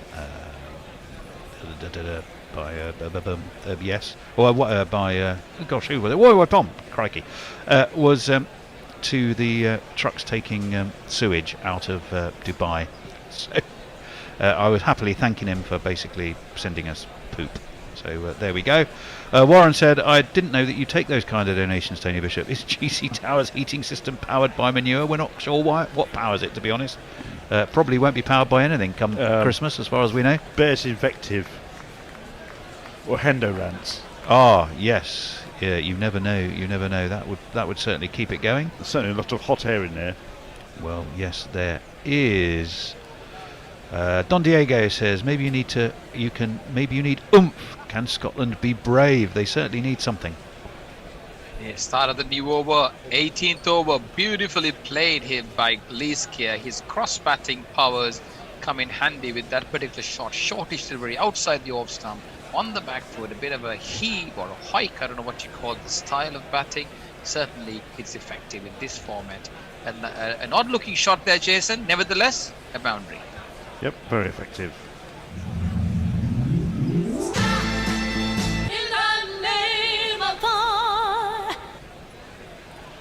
He's threaded the needle there. It's just gone very neatly between two fielders.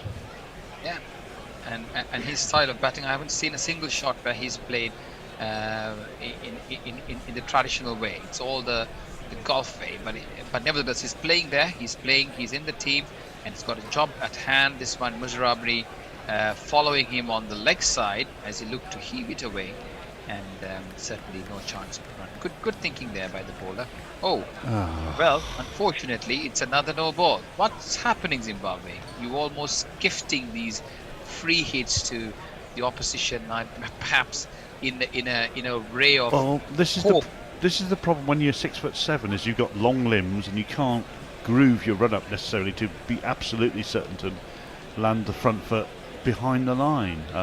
It's absolutely no excuse, Jason. At this level, it's almost suicide. But it comes out again in a great victorious manner by bowling a slower ball and thus not enabling Leeds to get back on the ball. Scotland 113.4. Well, it's probably more acceptable in the longer forms of the game, but in T20, when you're adding another 1% of the innings per ball that you bowl, that can be very crucial in close matches. Indeed, but fortunately for him, the extra ball didn't go anywhere. But this again, a good length, a fuller length, almost York length, and the Scottish batsman quite lucky because he was trying to heave it away, didn't get hold of it, a bit of an edge, and the ball goes over to the short mid-wicket area with no man's land. The keeper had to come quite a bit far, and so had the bowler. Gave enough time for the batters to go through for two. They came back for two. So Leesk, anything up to him, he's struggling. Anything short, I think his style of batting will do him good. So they've covered the offside, considering that long off, deep cover, and deep point to cover his golf-like batting. And again, this one on the off stump this time. Unfortunately for the bowler, he didn't get the length right. Gives Leesk enough opportunity to go on the back foot and play it with much power towards the long on area. The batsman goes and it's a boundary. So welcome boundary.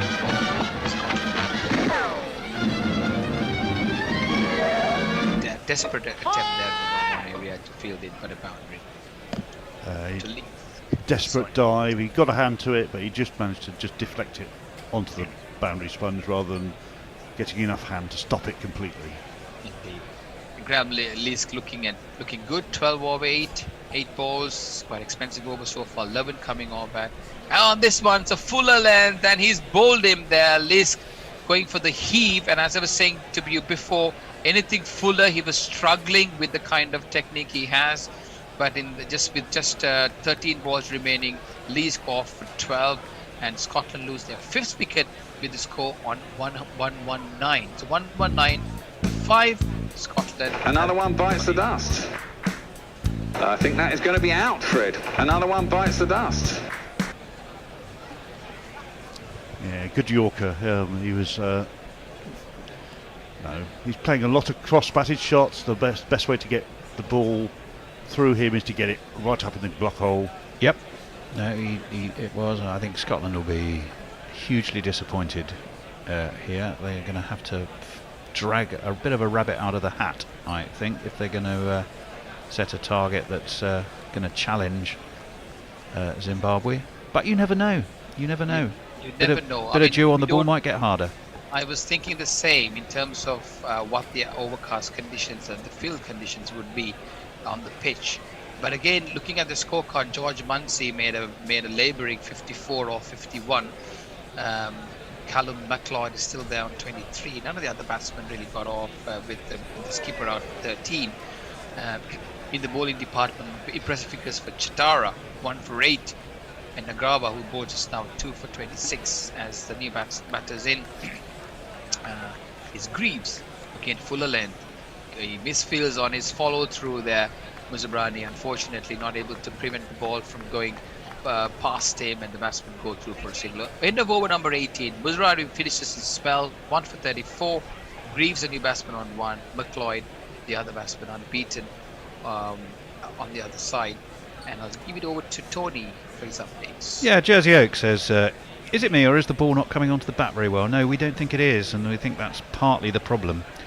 Mog says, people used to suggest my golfing looked like I was playing cricket. Yeah, yeah, I know what that feels like. Warren Jason says, Jason, they are human beings, not baby giraffes. I'm not sure who he's referring to. Ombre Nuevo says, let's crowdfund for a generator to cover guerrilla cricket over our winter of doom and blackouts to come. Even if we can't hear you, as we will have no power, it will warm our hearts and cold toes to know that Planet GC is still warbling through all adversity. Well, it's over number 19. Nagrawa continuing the good work from earlier. Can he bowl his final over here to good effect? He's certainly done well so far. He's just bowled over. It's the new batsman who was out was Graham Lees, who was bowled comprehensively on a fuller length there in the previous over, and this one's over pitched, driven on the onside, straight back to the bowler, and the batsman looking for a single there, but that's not there. It's gone straight back to the bowler there. I'm wondering whether or not they're in time pressure, because he's running back to the start of the run up now to get his. Oh, he's got 8 minutes. He should be fine. It says they're on target there, but this is slower delivery. Very cleverly bowled by Nagrava, and Greaves struggling to get off strike there as he hits it unconvincingly again, straight back to the bowler. Clever bowling. 3 very good balls there from Nagrava.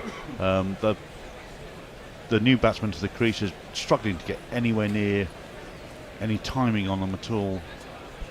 As he comes in again, next one again, good length. This one says lucky. He's got a pad on that as he was looking to play it on the onside.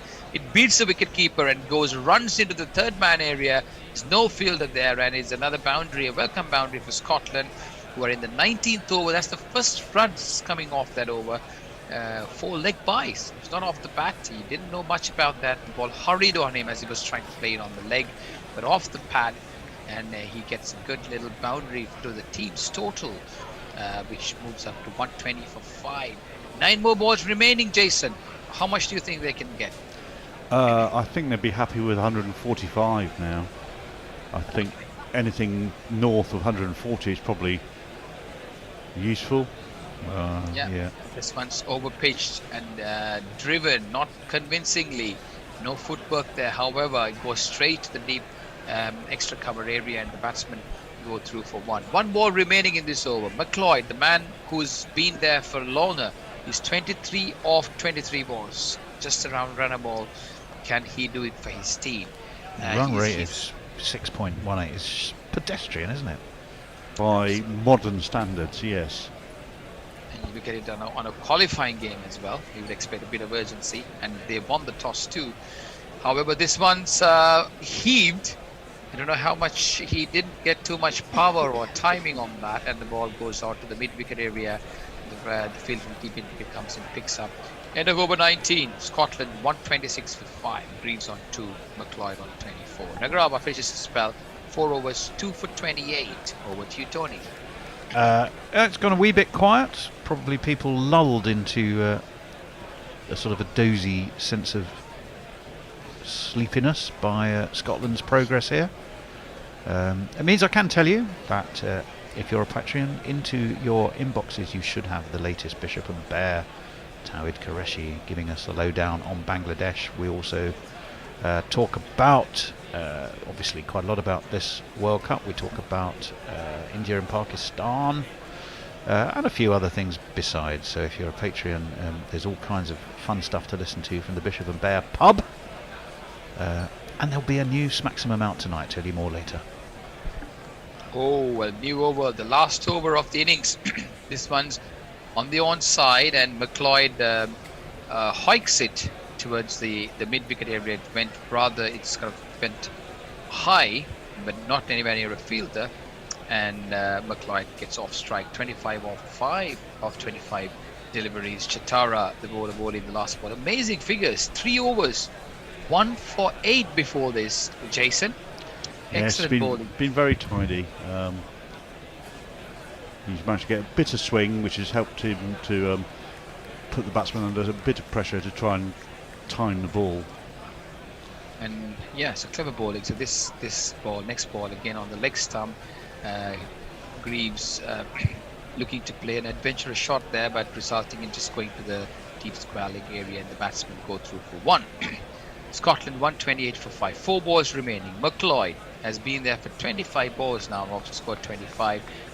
Here he is, over pitch delivery. Nice looking shot there. However, he finds the fielder as the ball goes uppishly, and the fielder there effortlessly in a very comfortable position there, and makes it look very easy. It came very fast to him, but that's the end of McLeod, and Scotland lose their 6th wicket in the 20th over. Jason. The crowd says, the crowd says, the crowd says you're out. My first thought of that was I thought that was a bump ball, and then he looked almost embarrassed to catch that. Yep, Callum McLeod, he is again, decent contribution in terms of actual score, but the speed of scoring it just wasn't what was needed.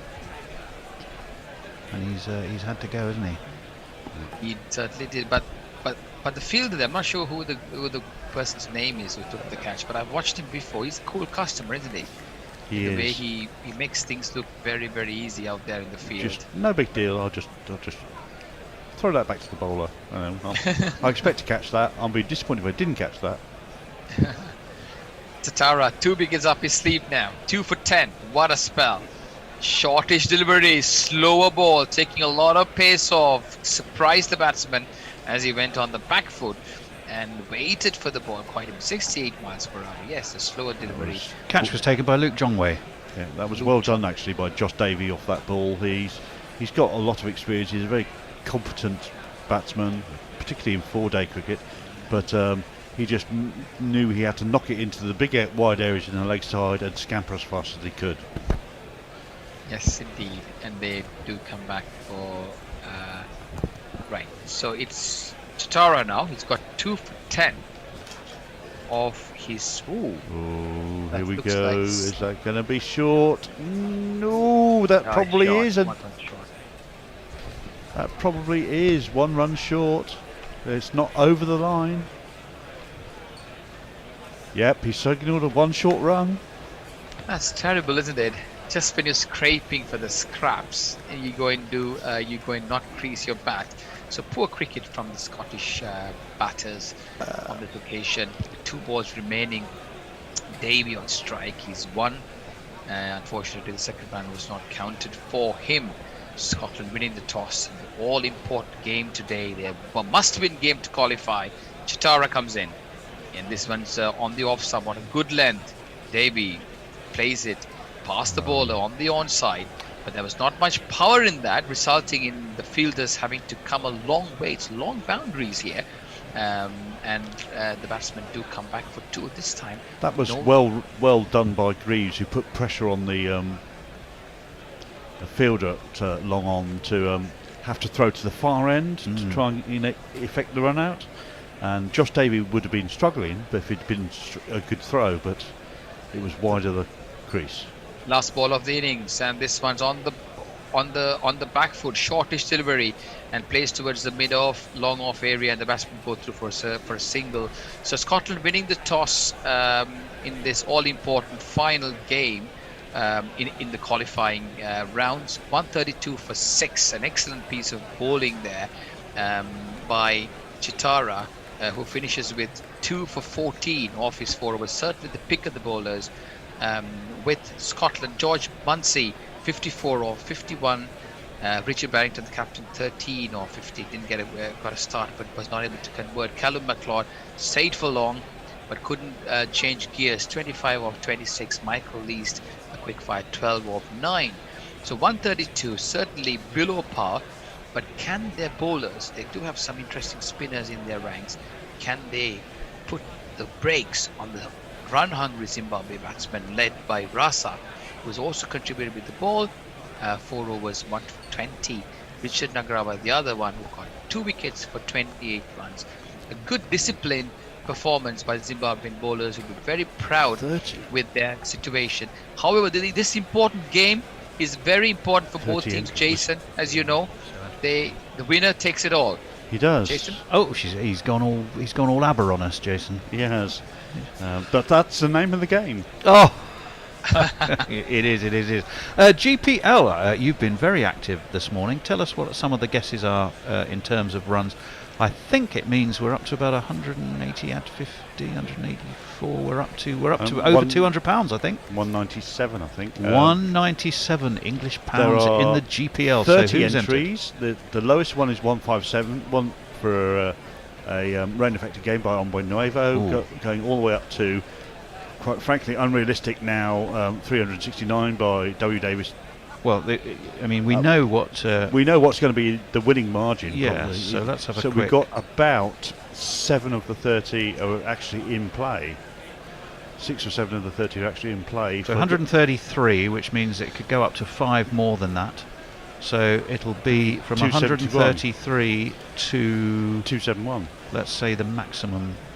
You 271 is what they would need, so you can add 5 to that. No, 271 is the maximum they would get with an extra 5. Oh, and then take 5 off. So it's between 266 and 271, 267 and 271. For a full game, yes.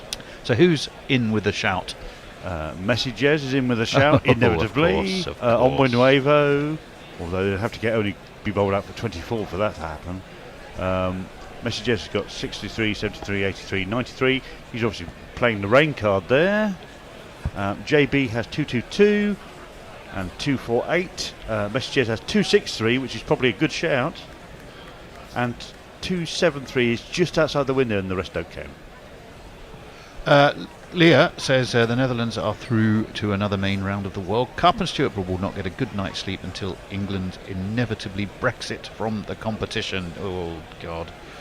Just makes me shudder just to even hear the word. I'm going to have a quick look over on YouTube for you and see if we have any more messages there. We do. Don Diego says, yes, it is. Raza can get that off 6 balls. Yes, he probably can. He's really, really smart. And Suter, who is feeling a bit put upon because he basically says, yes, I get it, only that's not quite what he says. We've not batted well. We've not batted well. No, I fear they have not.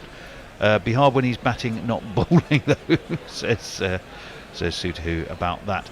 What else can we tell you? So we worked out the GPL. I can tell you that if you're a patron, into your inbox will already have dropped the latest Bishop and Bear. Interesting discussion around Bangladesh cricket. So if you're into that, and obviously the World Cup in general, and whether the performance by the Associate Nations shows that the quality is getting better, I think we rather felt that it did, but obviously the shorter the format, the more you have a puncher's chance. Yes, exactly. So we obviously have that discussion and a number of other things in Towid's company, which was all good fun. There will be a Smaximum arriving for you as well tonight if you're a patron, just as if you don't get enough with the Bishop and Bear, you get our weekly newsletter as well.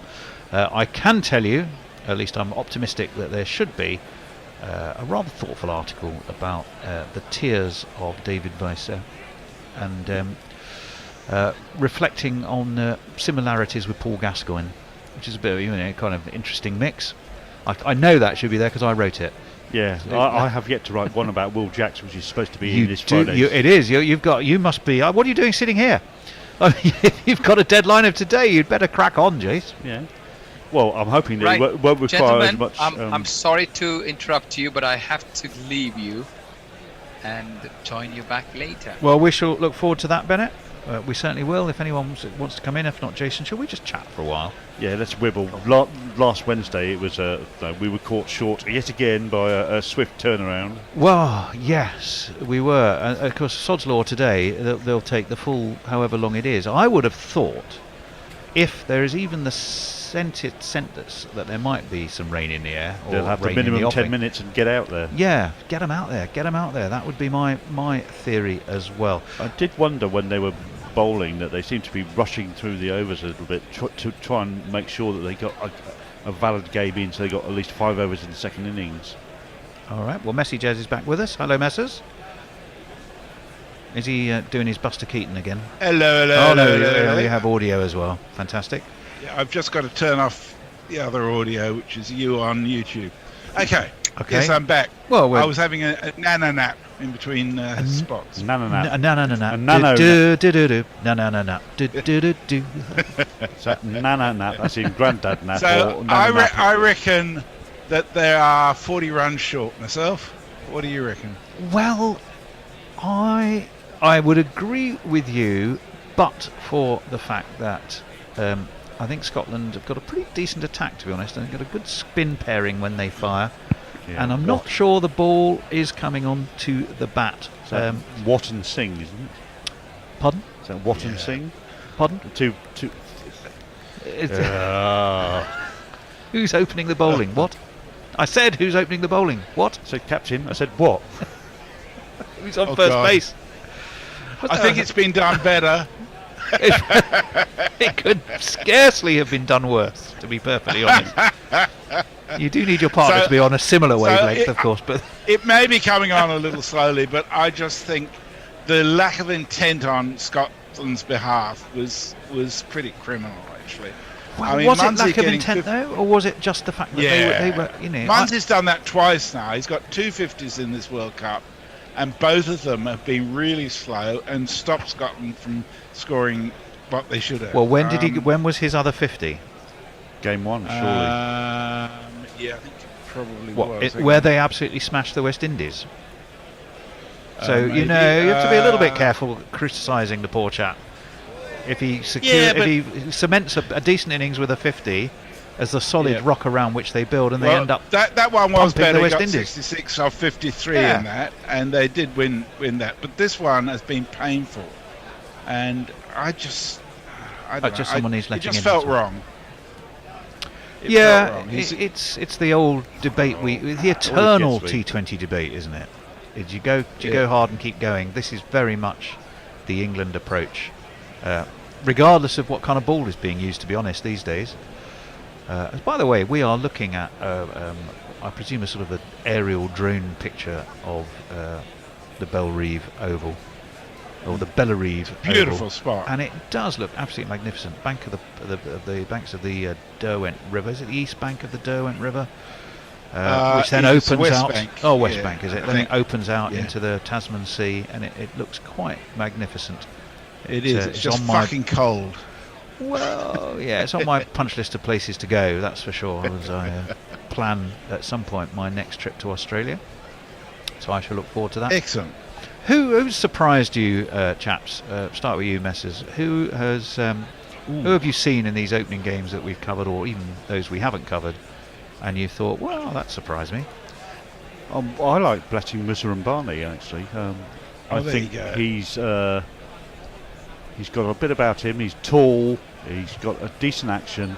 He's maybe not as quick as everyone expects, but he's done well. And I think actually Titara is bowled well today. He's got it in the right place. Yep. He's got a bit of movement. He's made playing through the ball quite hard, and he's one to persevere with. Well, Muzrabani, most expensive today, 1 for 34. Nobody else went over 7, which does rather show A, that the bowling was very tight, B, that the ball wasn't coming onto the bat, and C, as a result of it, I think Scotland were just groping a little bit and not really being successful. And D, he bowls too many no balls. And D, he bowls too many no balls. So blessing Muzrabani for you. What about you, Messrs?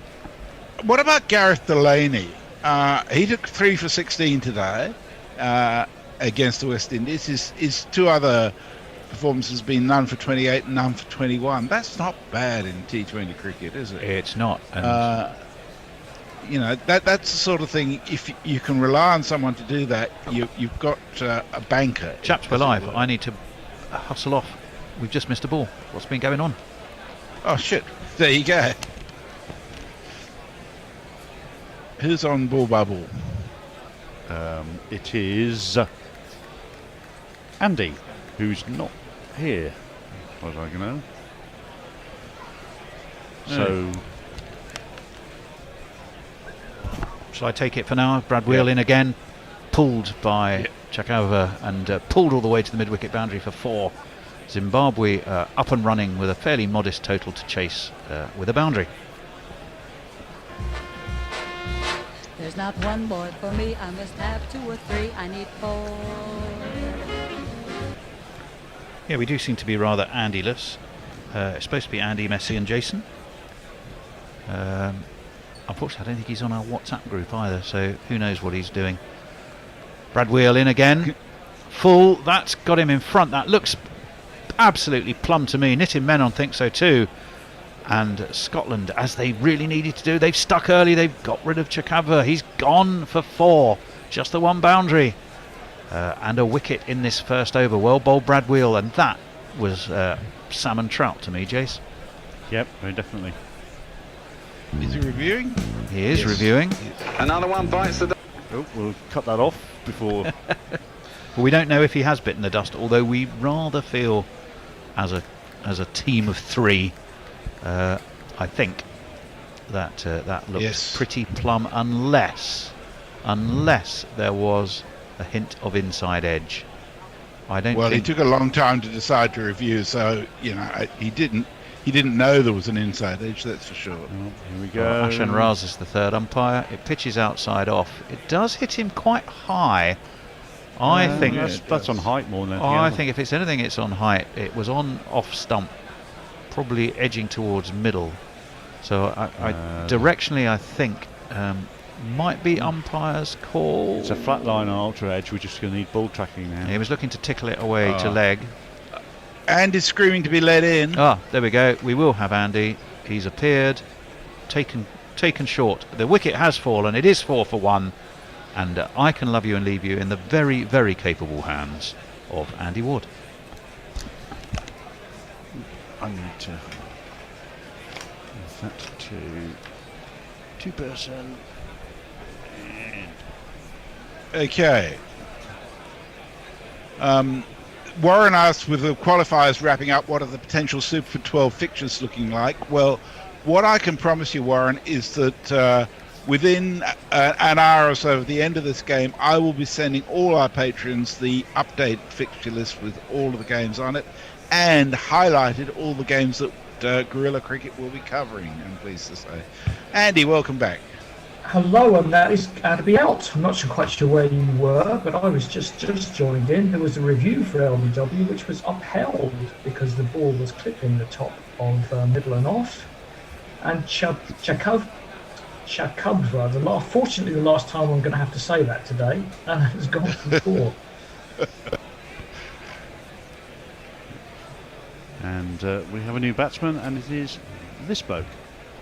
Wesley, life is peaceful here. Go Wesley, where there's lots of Talk over it.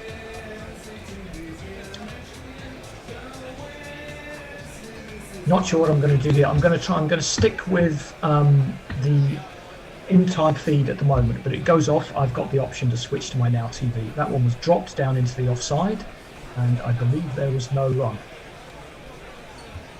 Yeah, it got a bit tangled up in trying to play that, and it just dropped into the offside off of splice more than anything else. 4 for 1 in the first over. That one is prodded into the offside by Madaveri, back a long way from the body, but no damage, goes to the fielder for no run. Zimbabwe 4 for 1 in their chase of 133. Scotland needed early wickets. Well, they've got one. Yeah, it's a promising start. They've got another good seamer potentially to bowl at the other end in Josh Davey, although I expect they'll probably try and get a spin on as early as possible. They may well do. Wheelers in to complete the over. It's onto the hip, hits the thigh pad. They think about a leg bye. Don't come through for it. That is the end of the over. It's 4 for 1. Well, everybody else is still asleep on Twitter, it seems, at this stage. And over on YouTube, we have...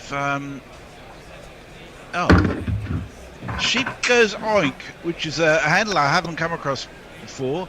Just says, Messi has top-tier commentary. Thank you, Sheep Goes Oink. I don't know who you are, but I think you're fantastic. And Sudahu even says, yes, he's awesome, except when bashing Scotland.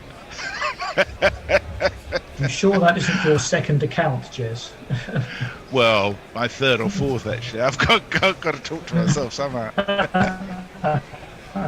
Thank you all for being with us, and thank you for your compliments. Or you don't always have to say nice things. It's just nice to know you're listening. We just want the attention. We just want the attention, positive or negative.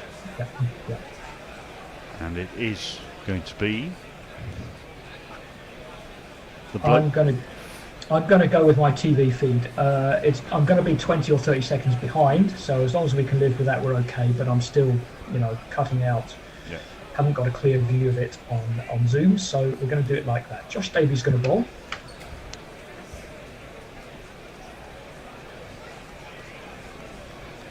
And we can see all the Zimbabwe fans still trying to keep warm as best they can, I should think. Cheered by their team's position, but they have lost that early wicket.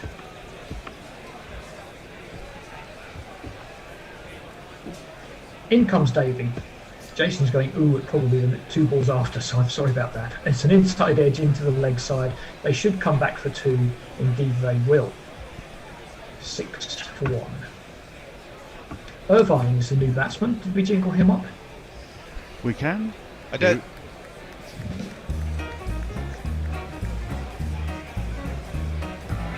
I always thought he was a plonker. It turns out that he's a tonker. All in the day's work for Craig Irvine. Davies in again. It's off the pad. They're going to go through for a single. Throws to the bowler's end. Hits the stumps. Direct hit. They might have a look at that one, but I think he's probably in. Yeah, it's close, but I have a feeling he made his ground, and now once you've made your ground, now that's it. You don't have to have your bat bounce. It doesn't matter if your bat bounces up, which is fair enough, I think. So they should have got through for a leg bye there. Yeah. 133 the target, which I thought was short from Scotland. There were only 3 boundaries in the last 10 overs, and one of those was off a free hit. And I didn't think that was good enough. Batsman not really looking even, he's so sure he's going to get in, which luckily for him he was. And I think we can, in the words of Ian Botham, move on.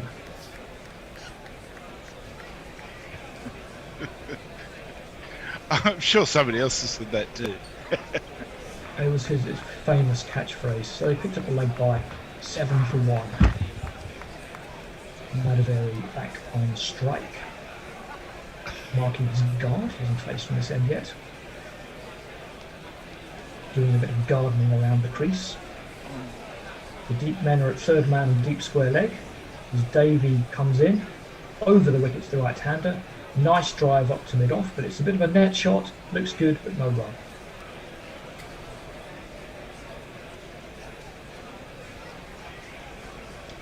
These teams playing for a place in the Super 12. Sri Lanka have gone through into the group with England, Afghanistan, New Zealand and Australia. Netherlands have gone in with India, Pakistan, South Africa and Bangladesh, and they will be joined there by the winners of this group, probably Zimbabwe if they win this game. Oh, bit of a miss on Edson. In fact, he's dragged it on. It was well outside off stump from Davey, a bottom edge from Madavere, and I was probably speaking too soon because this game could be right back in the balance. Yep. Yeah. Got him! Why did he do that? Unbelievable! I thought we had a new jingle, and I take it was somebody else in your presence. Oh, it was, yes. My flatmate thought I was shouting at the TV, which I kind of was in a way. Yeah. But it's not like when it's politics. No. It's interesting that they just flashed up on the screen before that ball that Winvis was saying 71% chance for Zimbabwe. I'll bet that's gone down significantly now. Also significant sell on interesting. Yeah, and this man has come to the crease. If I had Sean Williams' number, if I had Sean Williams' number, I'd Franco him out. I'm not going to let it go. Anytime someone mentions Windows, I'm going to rubbish it. At this point, it's like going look a squirrel. You don't have to say everything you see. It really has long since been discredited as obviously terrible. Sean Williams is the new bat. He has an average of 23 and a strike rate of 127. I'd suggest those are kind of smack in the middle for stats. But what he will be worrying about is his single performance in this game. Zimbabwe are 7 for 2, chasing a target of 133. Josh Davey, erstwhile of Winchmore Hill, who I've watched bowl for Winchmore Hill at the Pauling Ground. He looks a bit quicker there than he does on here. Yeah, he's always a lot quicker in the flesh. I've seen him playing for Somerset against several different opposition, and he's decidedly swift in the flesh. Well, I'm more talking about the fact that he's an international cricketer in club cricket is going to look a level above. The batsmen are going to make him look quicker as well. Well, you appear to have turned into an automatic version of Hot Mike for Mog, Andy. He says, amazingly, the delay on Andy's feed matches up perfectly with mine. Synchronised commentary. Well, that's good. And if you were synchronised up before, then I do apologise if you're out of sync, but I suppose it can work either way. That one's punched up to mid-off. End of the over, 1 for 2, Josh Davey. 1 wicket for 2 runs, and Zimbabwe are 7 for 2. And Leah says, my prediction of 140 to 150 being a good score looks better and better, wouldn't you say? It certainly does, Leah. Getting there. I was way off by the look of it, but Scotland have been bowling well, it has to be said. And Josie Oak is awake, I'm pleased to say. So we do have some listeners. Often happens in these T20 games. There's a little bit of a lull on social media after the break. Those breaks can sneak up on you how quick they are. They certainly caught us on the hop a little bit today again, myself included. Wheel is going to continue, see if we can catch Sean Irvine on the hop. Craig Irvine, sorry. No. Lets that one go outside off stump.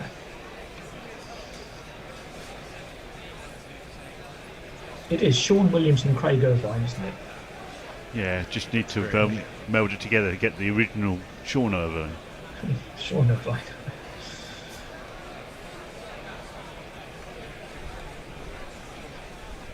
Wheel had a decent 100, I think, if I remember. He's going to come in once again. Right on around. Short to ball, top of off stump, played down to backward point. There's no run. Scotland can also get a grip on this run rate here, try and push Zimbabwe behind a little bit.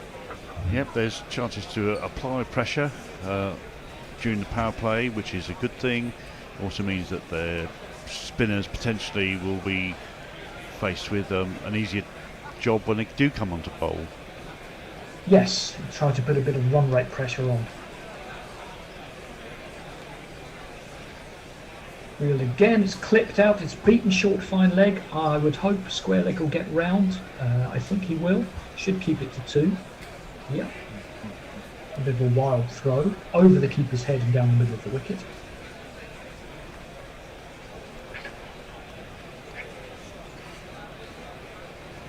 For all the fact that you're synced with Mog, I've got it going on 2 screens and neither of them is in time with you, Andy, so I'm now going on 3 different time zones all at once. Sounds like my dancing. The wonders of latency across the world. Yes. Top and off stump again, well bowled by Wheel. It's tapped into the offside, cover is in, there's no run. Sean Williams has the longest T20 international career, 15 years and 327 days. That's not bad, is it? Dinesh Karthik could perhaps, or maybe that's up to now and not when he's played his last game. But I don't think we'll be seeing much more of Shakib Al Hassan, Mushfiq Kaur, Nadeem, or definitely Chris Gale. Driven back towards the bowler, he gets a big paw down on it and there's no run, so it's another tight over, just 2 runs off this one, 1 ball to go.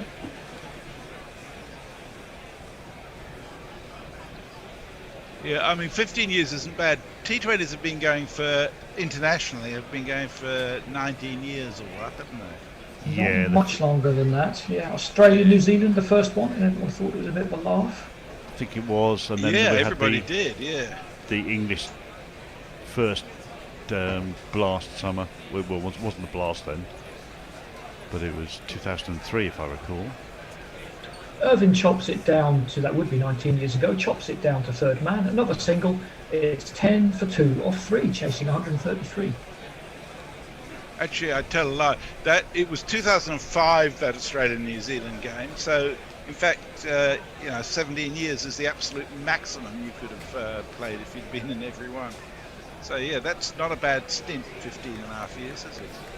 I guess a few players may be playing in their last T20 World Cup. I don't think we'll be seeing David Weiser again, unfortunately for him. He's done well. Valiant effort yesterday. Probably a bit, you wonder a little bit about Namibia having all their best batters at 5, 6 and 7. Sometimes they leave them a bit too much to do. Sharif is going to bowl. Can we get a jingle for him? I will see. Nice I'm jingle, not if I sure we remember. have one for him. No, I think we've got I'm one. Sure Yeah. I've heard it before. Yes, he's over the wicket, clipped down to not onto the leg side. It's going to go down to long leg. Going to be 4. Yes. Well, here we go. There's one of those. And if you kids can't listen, then you bound to see the way you get shot for crossing a boundary, crossing a boundary.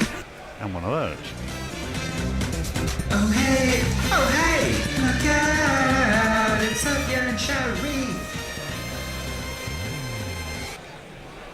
And another jingle for you if you wish, Oh, yeah. because he has gone over the line. That's a pretty criminal first ball, boundary, and now free hit. Could help Zimbabwe get this innings going. Bowls the Yorker outside off stump, and it's clothed up to mid-on. They'll only get a single.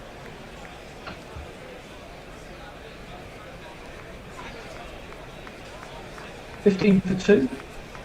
It's been noticeable the last few years, and the stats back this up, that free hits don't go for so many runs now.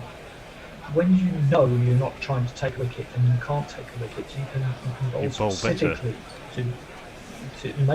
you bowl specifically to reduce runs, and not so many free hits go for 6 these days.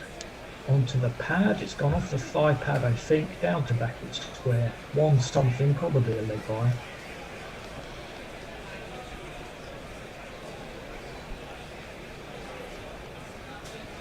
Seeing some highlights of Scotland versus Oman from the T20 World Cup last year. All the schedules got a bit out of whack after everything that happened in the world. Sharif is going to come back into Williams.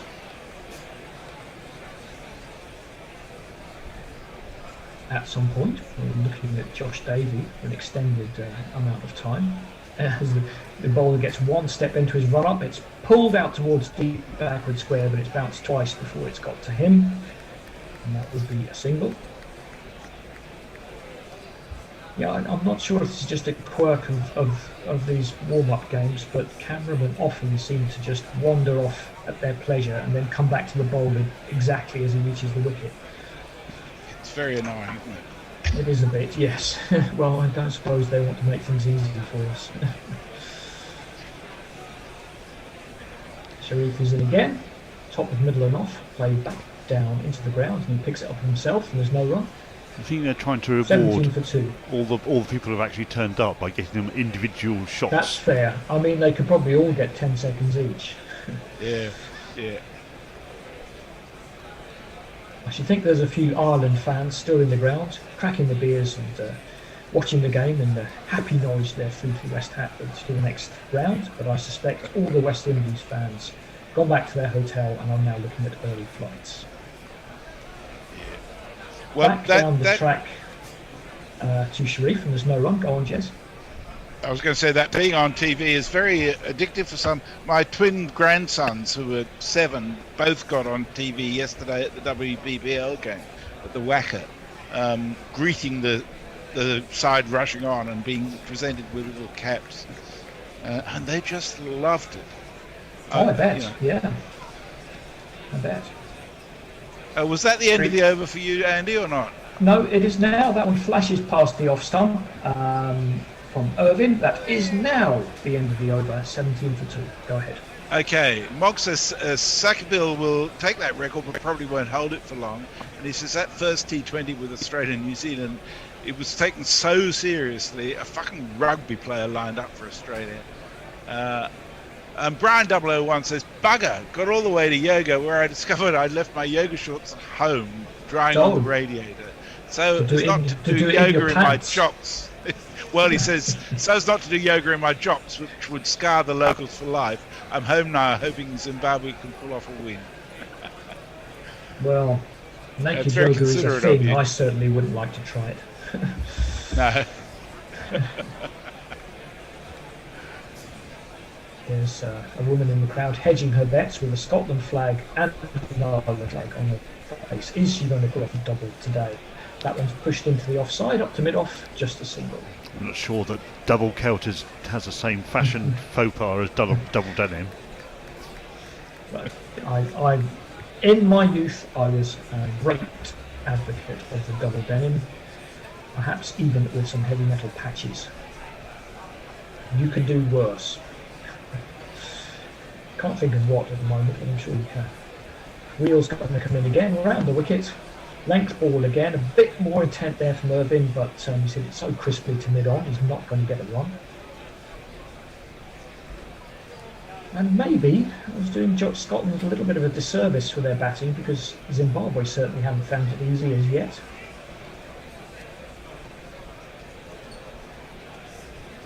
And maybe that innings of 54 or 51 by George Munsey will not be a match-losing innings, as I predicted on Twitter. Then again, maybe it will. Wheel is in, thumped through the offside, he's found the gap that time, the fielder is after it and may run it down. No. Just he's treading water on that one, I think. It's one me, or two of them do, yes. It's me, Senshi. Particularly one or two of the Zimbabwe fielders on Wednesday looked like they were running through treacle. Rabani may have long legs, but he doesn't really get them going. Nonetheless, that's a welcome boundary for Zimbabwe. His claims in the balance. Wheel is in again, round the wicket, full again. Has he beaten mid-off? Yes, he has, and that one's going to be 4 more. 2 full from Bradville in the slot.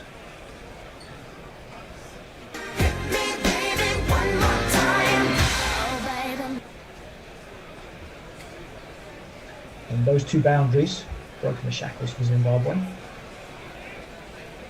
Still quite hittable balls though, Jason. Yes, nice deep, nice line and length for just to play through the line. And in again, that cramped him up. That was better length, and cramped Irvin up. I think he must have got a bat or a glove on it onto his pads. I'll try and get out of this last ball as quickly as I can so you can go back live in the studio. No, it was pad first, but no one went up. I guess they just thought it was a bit high. Round the wicket angle going down, I think. Probably the best And show. not great. Zimbabwe fans dancing / keeping themselves warm in the crowd. And as you would expect, some rather reserved dancing in the Scotland section.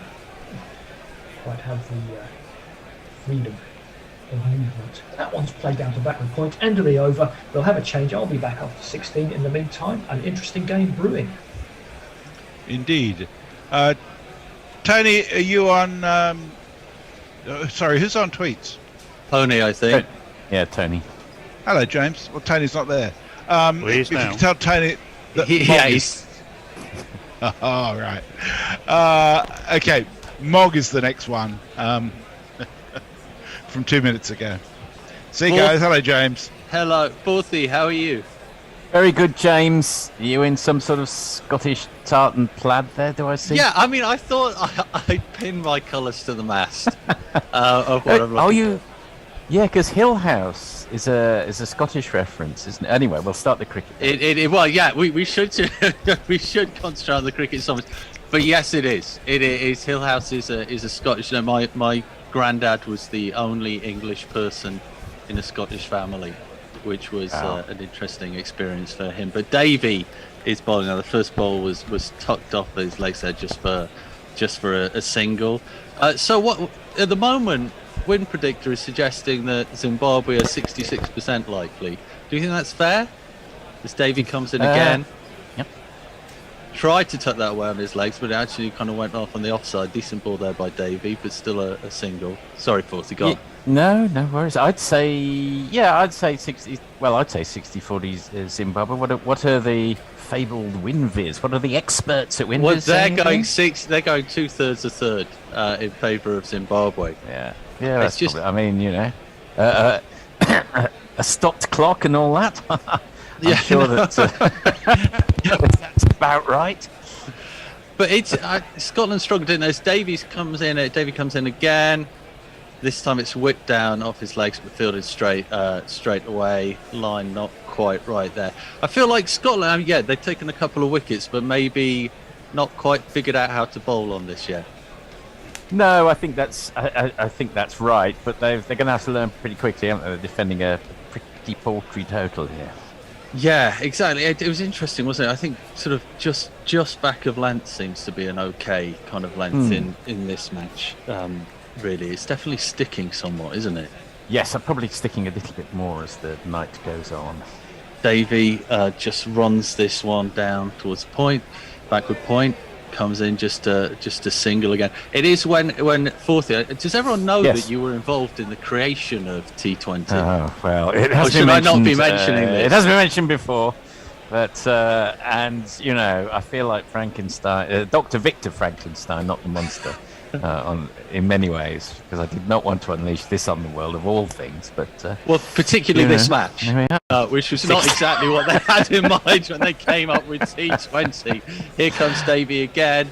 Guess what? It's sort of like tickled late cut and to backward point. There's a lot of those shots at the moment. Lots of accumulation in a 2020 match as it takes us to the end of the over. Zimbabwe 30 for 2. Williams is on 4 and Irvin is on 20. Tony, what is happening in Twitterverse? Well, I'm not actually sure where we got to, so I'm just going to dive in, and anyone who remembers will tell me. Brian001 says, bugger, got all the way to yoga where I discovered I'd left my yoga shorts at home. Oh, I do remember that conversation. Had that, Tony. I heard that before. Good to hear it again, though. That's great. It's really good. But Warren says GC Radio Yoga Pants, which is quite a nice idea. That is the end of the power play I can see being signalled. I'll slide in one more. You think a rugby player in the team is weird? Get a load of this.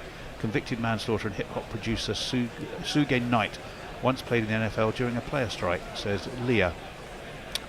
Did he? That's incredible. Yeah, so Messi Jez says, well, if they aren't my grandkids, then I have been seriously scammed. In replying to Mog and a few others. That's a moment I haven't thought of. But is what the destroyer of Ireland steps up to the plate. Who is the new bowler? Mark what? You said his Christian name, so we can't crack the inevitable joke. I'll find him in a moment. What is the new father? Very, very good. I can't hear whether we're playing it. No, we're going to play it now. Now. Right. Okay. Coming up to bowl, he'll make you miss your shot. Turn down Mark Watt. Turn down Mark Watt. Turn down Mark Watt. Turn down Mark Watt. Here he comes in again. Little skip. Just played off the legs there for, just a single, I think, this time.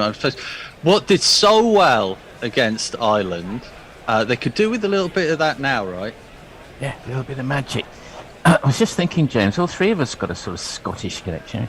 My surname, Forth, obviously, is, well, maybe not obviously. I'll come on to Tony in a moment. Here comes Watt again. Spears it down, no run this time. Nice economy so far. Go on, Forthy. Well, I've got a dim memory that didn't the English Civil War start when Charles I had problems with the bishops in Scotland? I think that was the catalyst for the English Civil War. You're suggesting I was involved in some capacity there? Here comes Watt breaking through that tenuous link. It's just slapped out to cover there. I like the way you've done. You're a very inclusive individual, Forthy. Thank you. I do my best. In fact, we called our children, Jamie, Scott, and Alex, just to, they're kind of just a Scottish flavour. And then whipped out on the leg this time again, just a single. Yeah, my full name is James Gordon Hillhouse, and I once went to the local post office and had to show my passport to collect a parcel, and the guy who was Scottish went, James Gordon Hillhouse, you have to be Scottish. Oh no, I'm English. Oh, I'm from Nottingham. Well. Yeah, exactly. Really. Did you ever read the football results? Who's Alexander Gordon, of course. Yeah, that's who I'm thinking of there. Williams, James Alexander Gordon. Williams this time sort of slaps it out to close to the boundary, fielded again. Just the single there. Helpfully, we're now getting an advert for the White Lotus. I don't know if anyone's seen that series. I'd recommend it highly. Did either of you two watch the first series of the White Lotus? I haven't, I must admit. We pulled the pin off a couple. Well, a lot of people do say that. I'll go along with that. Yeah. Any tweets, Tony? Well, I was going to just quickly make an observation. Scotland, of course, in their power play, 43 for 2, and everyone said how slow, pedestrian, and troublesome that was. Zimbabwe just 30 for 2 in their power play, so 13 runs behind on the power play, and they've still had another over, and they haven't yet got to the Scottish power play score. Watt's bowling position is fascinating. He's basically got one toe in the Derwent River, hasn't he? When he it's 25 yards away. Yeah, extraordinary. Isn't that back? Oh, another change up in the bowling here, Tony. Another jingle. Boy. It's Michael Lees. First ball is fired in, just turned away the leg again. Some tight bowling here from the Scots spinners. Yes, here is Michael Lees. Out upon the field, the Scots have sprung a lease, and the batsman he's trapped. Their careers are now deceased. Now this time he's reverse hit to the boundary, old Lease. The slightly downbeat nature of that jingle getting to him. And it's one of these.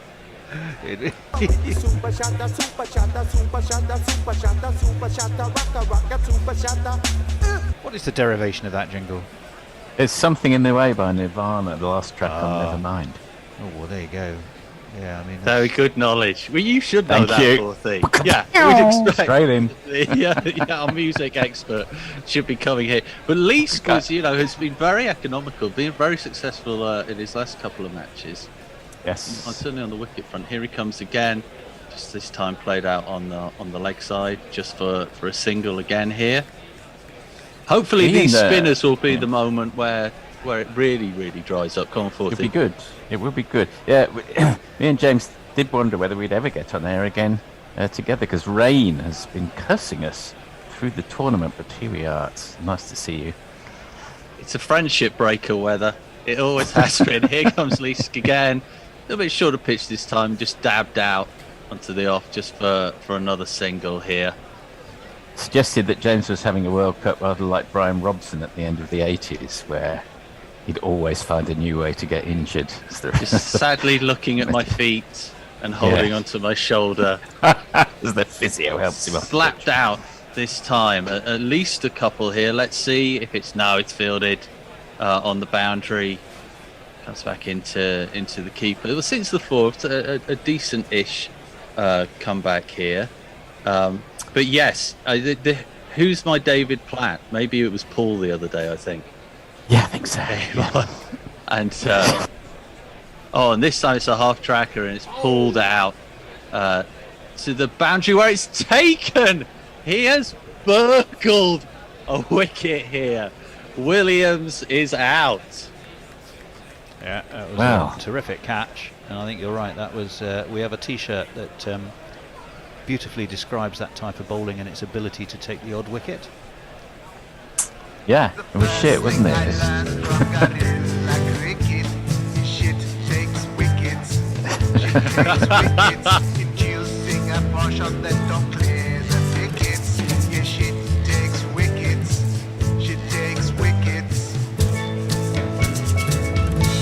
GorillaCricket.com, go to our merchandise store, you can get a T-shirt if you're a cricketer. Well, it is a wicket. It was running forward and was scooped up on the boundary, right off the ground. The umpires are standing around, rather looking like men who are waiting to be told by their wives where to go in the supermarket. But it is actually out. Tony, what is happening on social while we take a well, chance? there's a bit of sexual stereotyping there for a start, but there we go.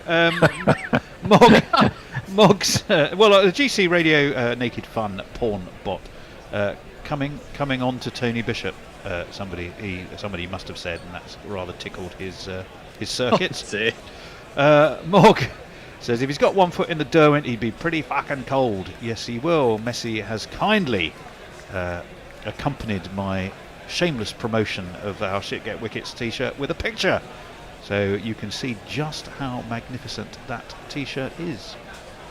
And here comes what again? The man with the cold feet coming in to wield some of his magic. He's one of those bowlers, isn't he? Who just doesn't look like anything, but is effective by doing it. Yeah. Do you remember Ian Austin? I'm not. Yes. He didn't bowl like this, but he's basically the same proportions as Ian Austin. He is. He's certainly a unit of energy. As he comes in again, well, this time it's hammered out onto the leg side, but is fielded on cow cornerish. Yeah, it was a bit of a half tracker, that one. Sometimes they say fielding position so often with a new vernacular. I can't remember what cow corner actually was in the old language. Yes. What is it technically? Tony, you'll remember. Sorry, Yeah. I was reading something. What's cow corner in the MCC textbook? What is that actual fielding? 'Cause I've been saying cow for so long. I would say it's sort of between deep mid on and deep mid wicket. It's sort of the intersection of those 2 points, isn't it? Really. Extra deep mid wicket or something, or That's very confusing. Maybe that's why they ended up calling it cow corner. It's got to be something easier than that. It's a broad definition. It can cover either of those areas. For the hoik. Basically, if you're a right arm bowler, it's going to go away to your right, isn't it? Now here is the man himself, Raza, facing his first delivery, the superstar. Well, he's going to need to be, isn't he? And we'll jingle him up in a minute. Oh, tries to jiggle it out for a single, but ends up diving back into his crease when he realises it isn't there. But jingle him up now, I think. Here is Sikandar Raza. You might just recognize this guy from the runs he made away. And you might recognize this guy from the runs he makes at home. Sikandar Raza. Well, there we go. That was an edifying piece of cricket there, where Cross ended up on his backside, trying to field the ball, and Raza was diving for the wicket. As in comes what again? This time it's just guided out for a single. That's more like it. That's how you run. So it's 38.62 according to the boffins win business. I disagree with that. I reckon it's that level. I would say so as well. Maybe even Scotland 52-48 to bring up a Brexit reference. Oh, please don't. What slaps it out to extra long on, as we're now going to call it. Well, that's going to wake the porn bot up. And we're at the end of the over here, the end of the ninth over. It's 47-3. Irvin sticking around on 32, and Raza just got his single there. Tony. Yes, Leah says, "Come on, Scotland, do it for Colin." And of course, to punish the Scotland bashing by the Gorillas. I mean, we haven't bashed Scotland at all. Excuse me. Not at all. Not at all. Mog says, "I can confirm that wearing a Shit Gets Wicked t-shirt at the cricket will get people asking you what the hell it's about." Well, there you go. I'm sure you were able to answer magnificently and probably musically, Mog. And here comes Leask again. This time played out onto the leg just for a single. Might be putting that onto repeat for these spinners here. Not sure if it's annoying for Colin and his fellow Scots to have English commentators saying, "It'd be quite nice if Scotland won." Yes. I think they hate that. The generosity of the colonisers. Exactly, yes. There's a bit too much Scotland won. Yeah, lovely old Scotland. Yeah, no, a bit not so much of that. Thanks very much. God, I know it's a minefield.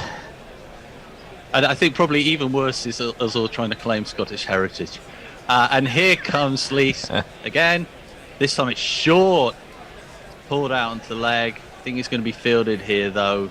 Just a single. I think he'll be kicking himself there, Raza, because that should have been boundary bound. Well, funnily enough, Raza bowled some absolute pies himself that didn't get punished by Munsey and Berrington when they were in, so roles are reversed. He's got some experience then. Here we go. Irvin this time sort of slaps this out to a fielding position that we no longer mention. Comes through. Guess what? It's another single.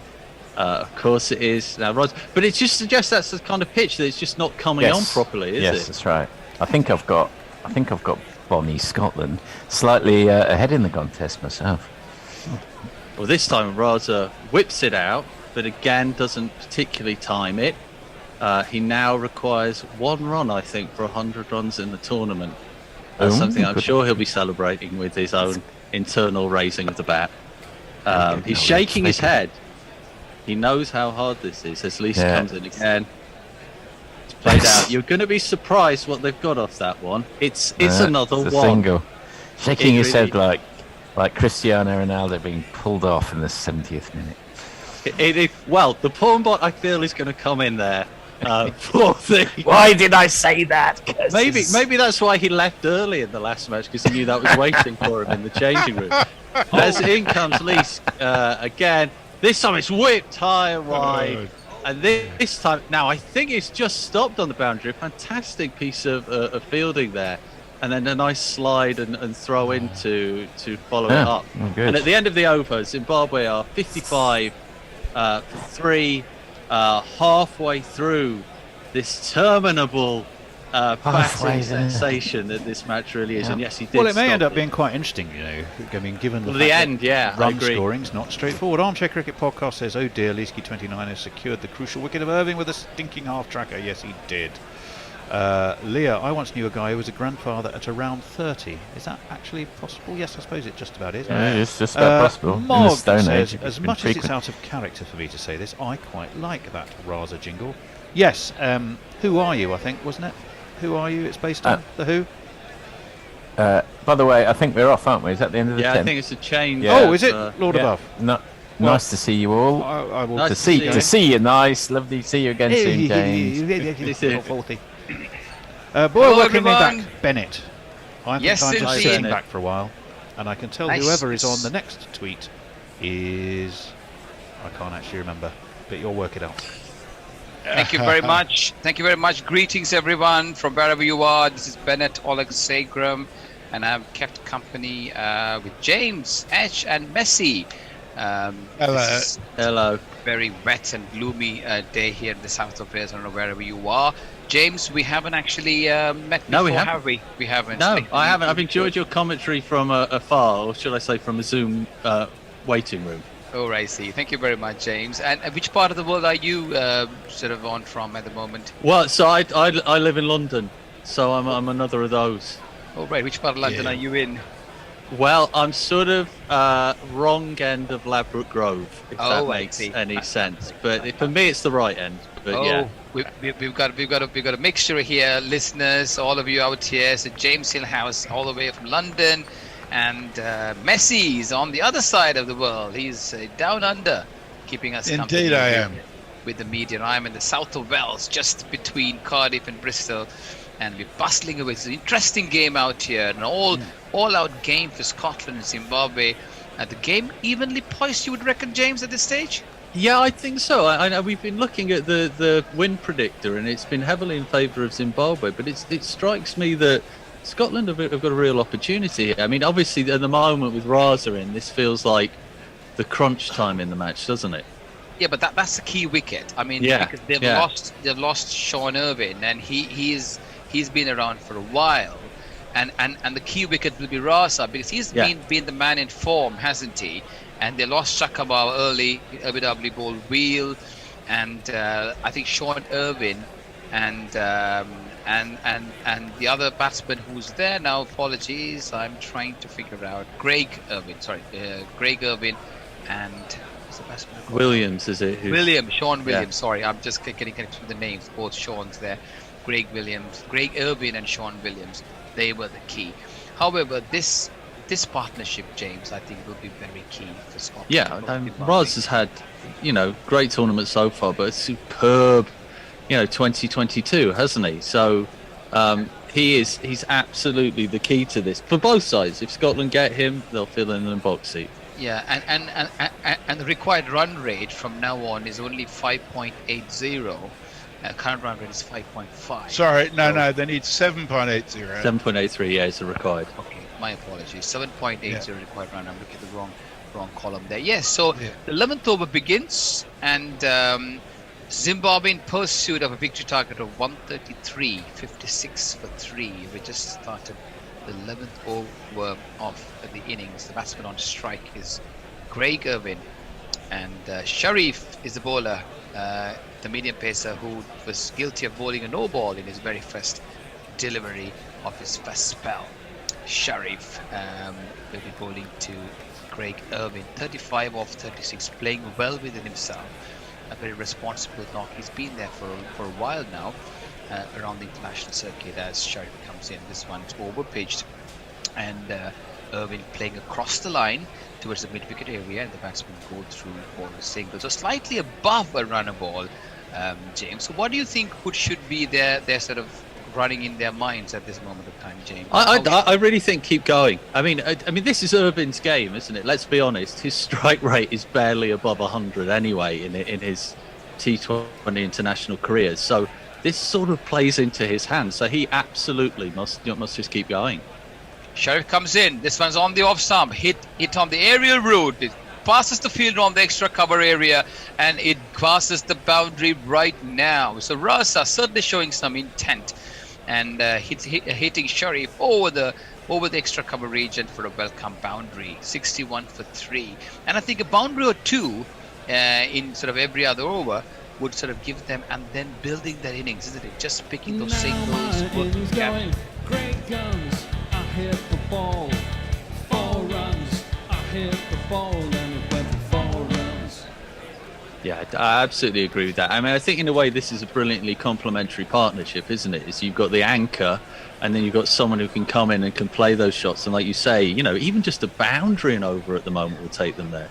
Yes, indeed. As Sharif comes in, and this one's on a better length and plays towards the square leg area, and the batsman go through for a single. And James, that's what we kind of lacked to see in the Scotland innings, right? George Munsey was playing more of the anchor, and you would have expected somebody else to sort of come out there and play around him. But the poor George, he didn't really have that support All the others who were joining him were trying to play the anchor as well, so we had two anchors, which is not what was the ship just couldn't move. Exactly. This one's on a shortish delivery, and Irvin on the back foot, comfortably pushing it towards the mid-area, giving the aggressor the strike. Again, that's key, James, in these games, isn't it? When you know someone's up there. Go on, James. No, I agree. I think this is a rotate the strike pitch, isn't it? You've just got to keep that going. I mean, I think it'll be interesting to see if Raza can kind of implant his own personality and his own strike rate onto this pitch. I mean, his strike rate is phenomenally high. But maybe this pitch will weigh him down. I think that will be the fascinating thing to see. And they've got a boundary, they've got 4 singles, and they've got to just watch how they do. Yes, this one's over-pitched and hit uppishly in no man's land. Covers the infield there, and the ball doesn't sort of carry, it sort of drops and doesn't travel either. I'm not sure whether it's the outfield is a little bit sluggish. However, the batsmen just come back for 2. So Sharif, 2 overs, none for 17. Raza showing intent, 14 of 9. Irvin, 37 of 8. Zimbabwe, 65 for 3 of 11. Chasing a victory target of 133 to win. The current run rate is 6.6. And the required run rate, 7.55. Over to you, Messi. So the next tweet is one I actually tweeted. It's a map of fielding positions, which confirms exactly what Tony was saying about the position of cow corner between deep mid-wicket and long on. But I thought people might find it useful. Sometimes they like to. It's good to have that there because it's quite comprehensive. Although Spinner Grace suggests changing short leg to silly leg, and of course it's got third man rather than just third. Leah says, I think it's a bit rich for the Scots to complain about being colonised while they have a province of Canada named for their country. Sorry, Messi. That's the beginning of a new over. Is McLeod. The first delivery played away on the offside by Irvin, and the batsman go through for a single. Again, Irvin and Raza, very experienced international campaigners. They have a lot of experience under their belt. They've been in the international circuit for a long time. Can they show that calm and maturity exposure that Zimbabwe needs? Just again on the offside, good delivery. Raza moves away, gives himself room on the onside, pats it delicately onto the mid-wicket area, and the field is quite deep there and gives them a comfortable single. Zimbabwe looking very comfortable here, James. Yeah, absolutely. I think that they're doing the right thing. Sorry, it comes in again. McLeod comes in. This one's shorter delivery outside the off stump, and Irvin on the back foot punches it past the extra coverage, and the ball travelled too quick there for the batsman to come look for 2. However, they're comfortable with the 1 run. So Irvin 39 of 40, Raza 15 of 10. McLeod, the off spinner, the batsmen are really the ball is moving quite quickly, viewers. So my apologies if you're not able to give a chance to James to come and chip in there. This one's a shortish delivery. And Raza on the back foot looks very comfortable, James. Raza, he's got all of time. He looks like a man in form, doesn't he? He looks like a man who's doing that. But already he's 16 from 11. It's a strike rate above what we've seen in the match so far. And these two just need to keep going, don't they? I mean, it's almost weirdly for a T20 match, it's no risk. Exactly, and this is almost like a test innings where you're just looking at to slow up the run rate. This one's on the off stump.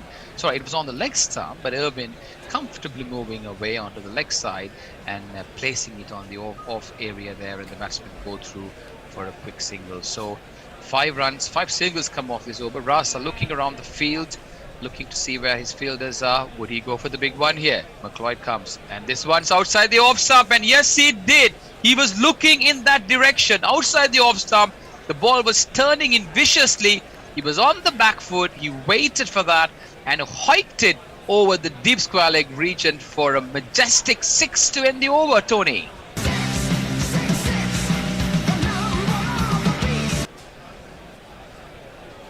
$132.6. Messi. So Mog says to Tony that it was a combo of the Who and Black Sabbath, and the future of jingles is the mashup. He also suggests to Spinner Grace that rather than silly leg or short leg, it should be called stupid leg. And Mog just says to Sula Who, are you okay? Because Cole is not going to handle this well if he did say that he'd have to kill someone if Scotland lost this. Sorry, Messi.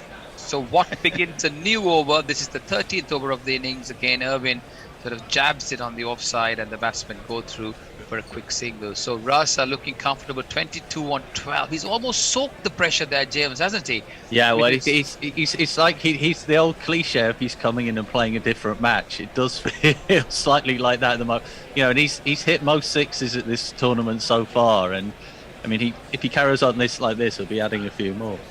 So what? Left arm round the wicket as he comes in. This one trying to cramp himself room there, Raza, and he plays it sort of on the onside, trying to find the gap, but succeeding in playing it back to the ball. That shot was majestic, James. He knew where to hit. He was looking intently at that area, the previous ball, and it was almost like, I'm going to hit this ball no matter where it comes, in that position. 100%. And what comes in? This one shortish, quicker, on the back foot, equal to the task, and punches it towards the deep cover area, and the batsmen go through for a single. But that earlier ball which hit for 6, James, the ball did turn viciously, didn't it? He did, but as you say, he predicted that straight away. Absolutely middled that. I mean, it kind of like feels like Watt versus Raza. What comes in? And Irwin, this one, he takes a bit of pressure on himself.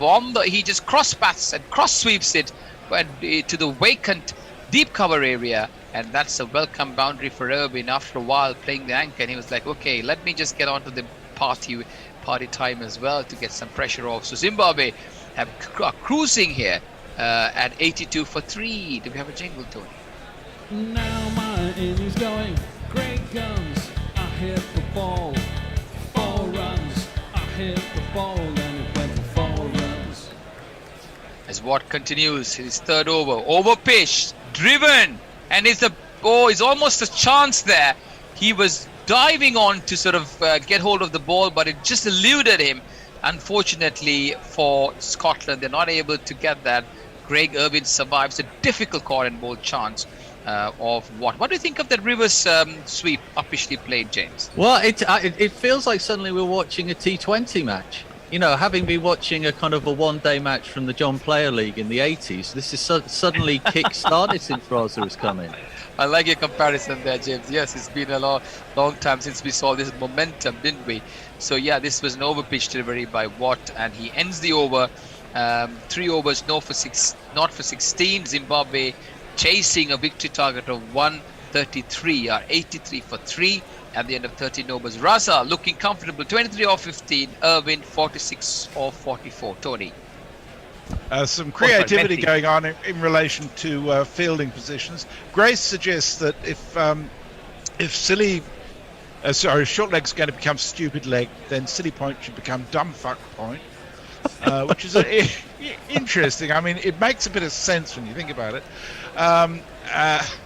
Mog's intrigued. He's not quite sure how it happened, but now he's 2 balls behind again on the feed.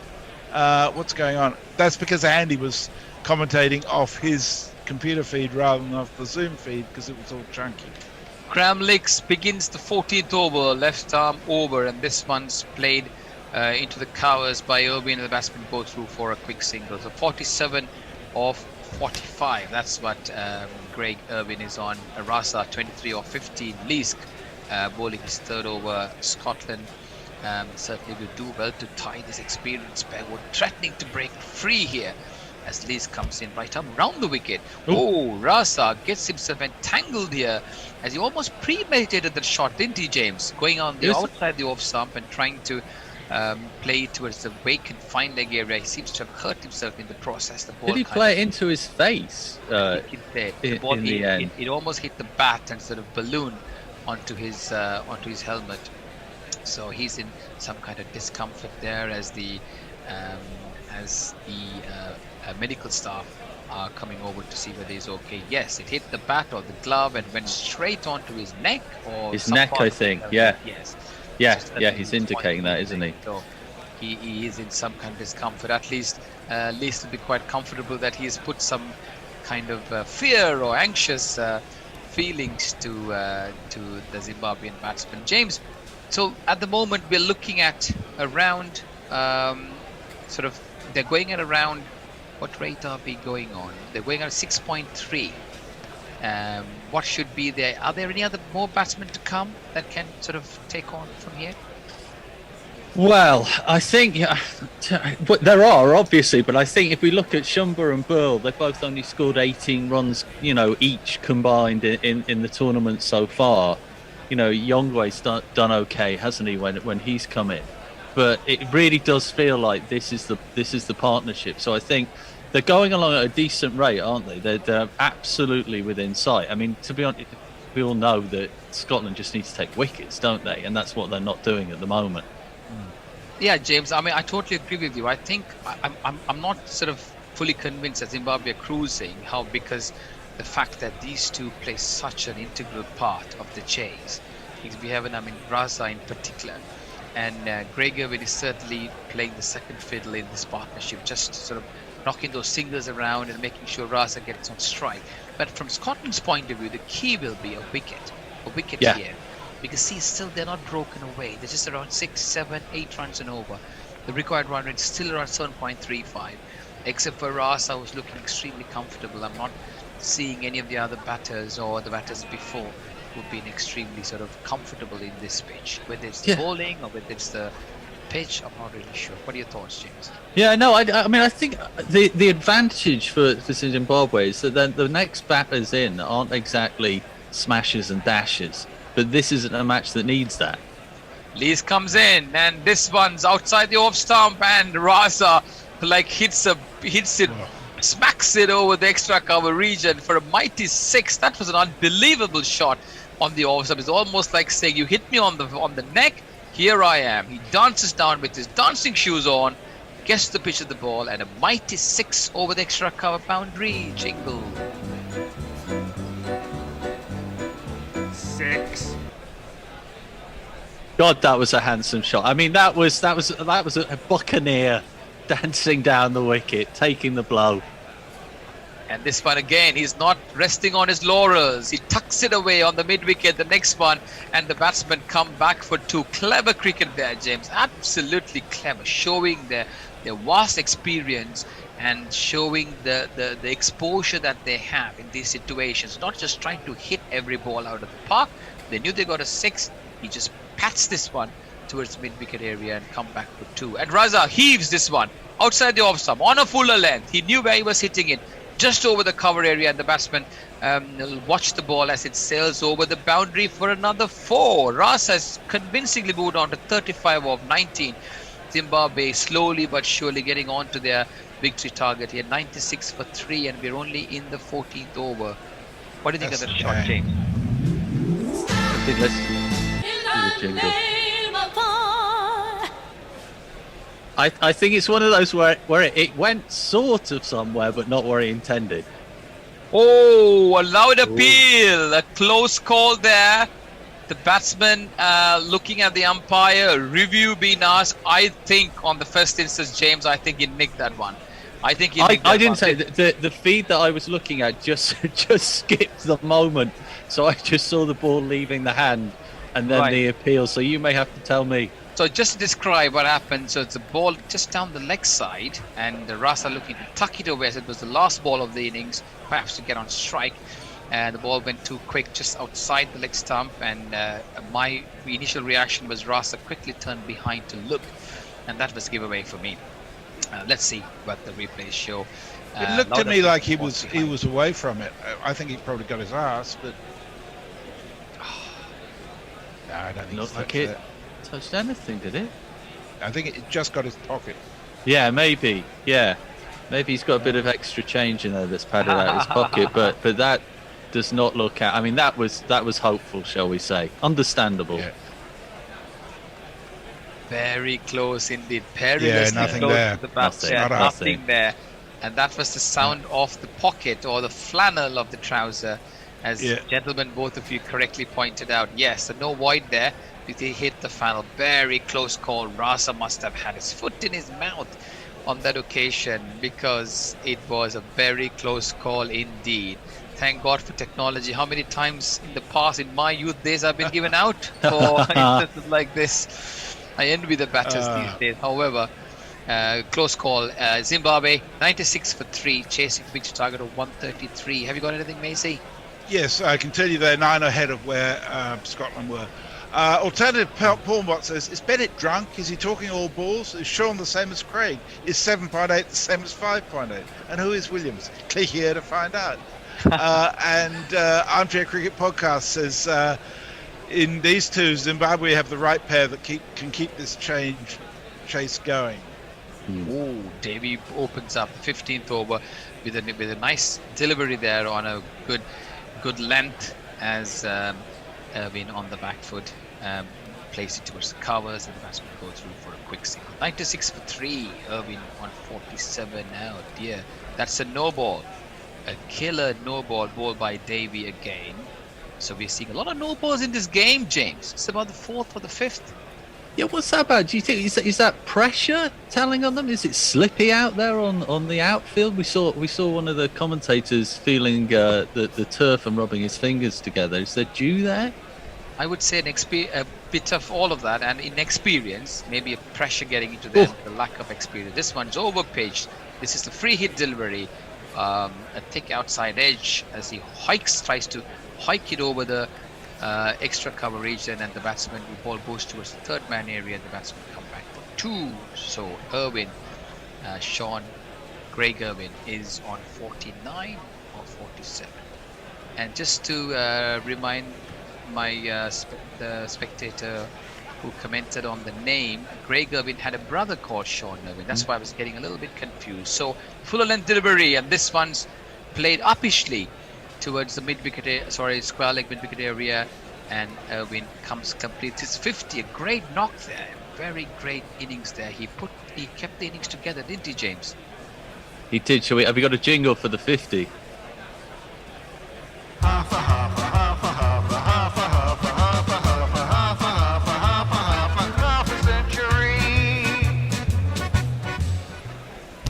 Yeah, great. I mean, he missed the last match, didn't he? He had an asthma attack. So it's quite a comeback, and absolutely the right innings to play in this circumstance. Indeed. As Davy comes in, this is the shorter delivery outside. It's almost a freebie to the informed Raza, who goes on bended knee and lifts the ball with the pace on that to the wake and fine leg area for a boundary. 29 required off 33. I mean, he's different class, isn't he? Let's be honest. He strides ahead of everyone else in this match. Yeah, and he's certainly sort of looks like he's in form. He's seeing the ball like a football, James, as opposed to others. He's playing in a different planet altogether. Just looking at the way the Scottish batters were labouring, and this boy comes in 29 required off 33. This one's he dances down the pitch again. Didn't get a hold of that, as it hits quite high on his bat. Looking at his bat, yes, he's not happy with the contact there. Goes on to the long on, and the batsman go through for a quick single. So 28 required off 32. Sikandar Raza on 39 off 22. What an innings, 40 off 22.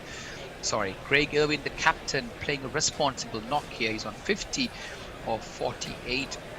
Zimbabwe have almost got their foot into the next stage of the World Cup as we speak. Here he is. This one's over pitch delivery, and Craig Irvin, the skipper, plays it towards the long leg area, and the batsman go through for a quick single. Irvin on 50. James, what are your thoughts? Well, it reminds me, FIFA have this thing where they talk about great footballers being code breakers, in the sense that they just do something completely different than no one else has done. And that's what Raza's done in this match. He has completely changed this. He's almost like what a great bowler. He's taken the pitch out of the equation, hasn't he? And just just imposed himself on the match. Fantastic to see. Just looking at the stats, he's also the highest scorer in the tournament, and this one's a shortish delivery. Raza on the back foot, trying to heave it away. I'm not sure whether he got an edge there. Very close. As Zimbabwe needs. He's gone. Yes, I think he's gone. Yes, he is. Unnecessary. He's just hit that boundary. But again, this is just being a little bit ambitious. He just needed to tuck that and take a single, but he got the back foot trying to heave it away. Got a thick outside edge, and the wicketkeeper completes a regulation catch. Sikandar Raza caught cross off the bowling of Davy for 40. And at the end of silly little boy, what on earth were you playing at? Oh! And the end of over 15, which is now due for a change. Zimbabwe chasing a target of 133 or 106 for 4. Thank you for having me, everyone. And it's Thanks, still Bennett. James. Good to see you. Messi. Cheers now. Bye. Catch you again. Bye. Well. That was very much what Scotland needed, I think. Bennett, you will need to sort of, I think, love us and leave us. You're still on screen. That will be better. That should sort things out, although it's not. Is Andy coming back in, Tony? We haven't seen him yet, actually. He should be here. He's joining. Oh, well, I'll stay here. If he's joining us, we'll await his pleasure. 106 for 4. Zimbabwe. 134 is what they need. 233, I beg your pardon, is what they need. We thought Scotland would be a little light with that. It's looking like that is the case. Milton Shumba is the new man to the crease. We shall quickly jingle up Milton whilst Jason lets in Andy. It's all happening all over the place. Where is Milton? Here's Milton Shumba. From all I've been able to glean, at least Milton's keen. Brad Wheels in, and he's cut away by Sean Irvine, who, or was it Craig? No, he's got me confused, Bennett, as it's a single anyway. Which Irving am I looking at? Lord above. Somebody help me out. It's Craig Irvine, isn't it, of course? Yes. Back from his unfortunate asthma attack, and to good effect. He's 52 or 50, but Sikandar Raza has just gone, and that gives Scotland just a little hope. Maybe not a lot, but definitely some. Andy, you're back with us. Yep, back on Fantastic. socials. Farong is the next tweet then, Andy. In comes Wheel. This is tickled away around the corner. That might go all the way. It is going to go. No, it's going to be fielded down there at fine leg by Sharif. But it will add 2 more to the score. And it takes Milton Shumba on to 2, his first runs as his contribution to proceedings. Irvine on 52, Zimbabwe 109 for 4 with that target of 133. Curious innings, and I'll tell you a little bit more in a minute. 24 is what they need off 28 balls. That's the key part of the equation. And that's Raza's beautifully guided by Milton Shumba down towards third man, just a single. Raza may have gone, but he's done the damage. Oh, well, he's done the damage. He's done damage to himself as well, unfortunately, because he did take that ball in the neck, hasn't he? Oh, you mean he got injured? Yes. Sorry. Yeah, he started to glove one into his face. He did. Well, it wasn't actually his face, it was his neck, and he's currently sat there in the dugout.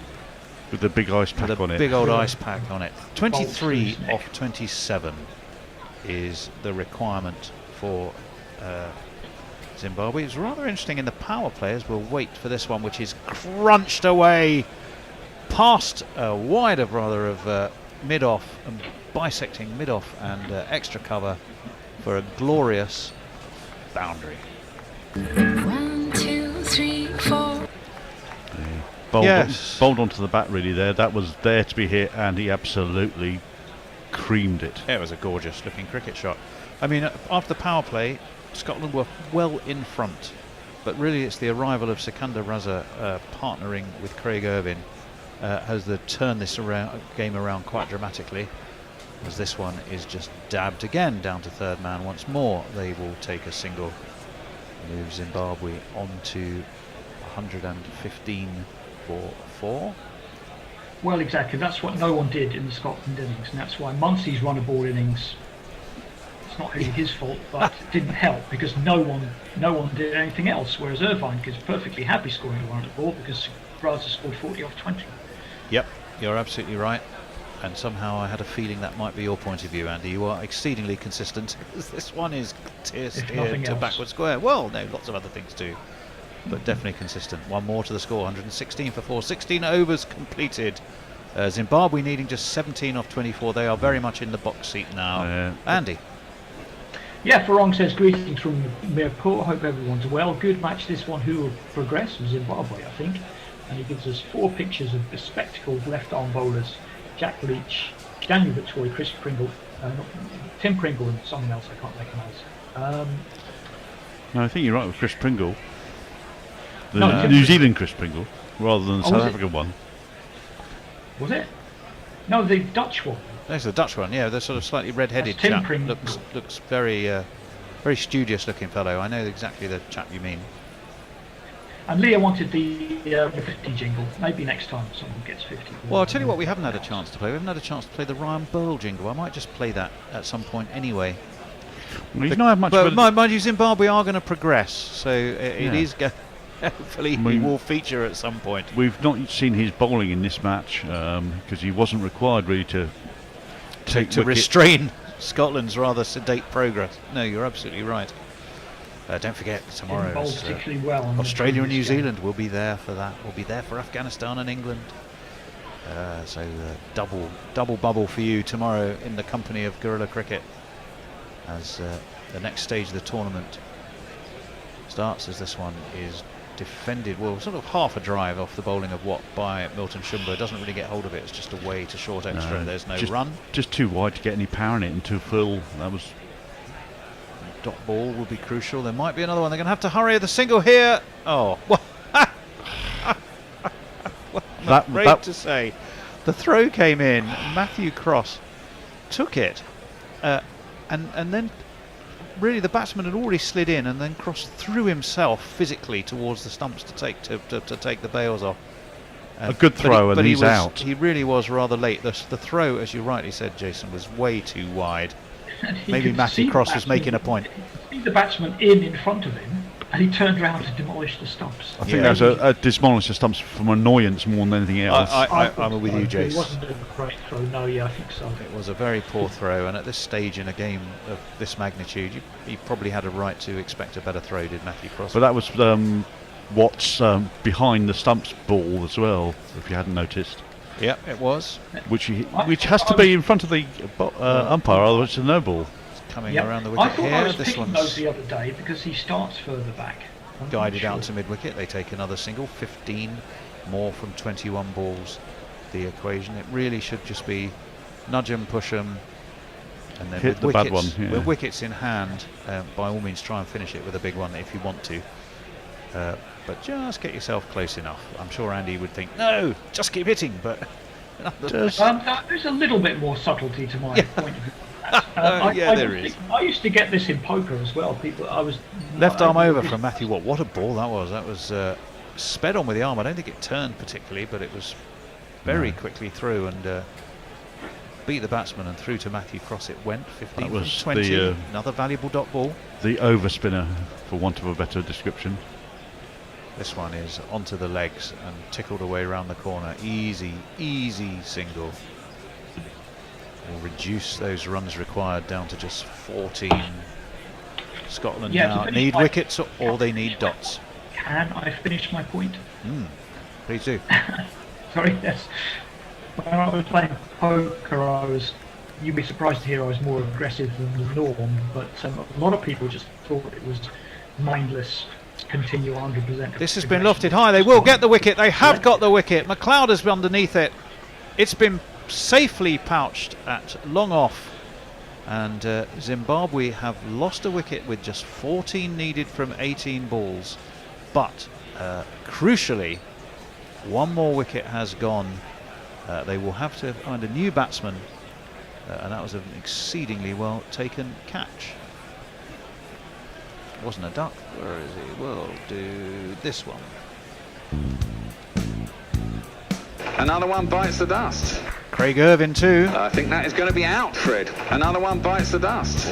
Caught long off the bowling of Matthew Watt. So he's not quite succeeded in being the finisher of the side.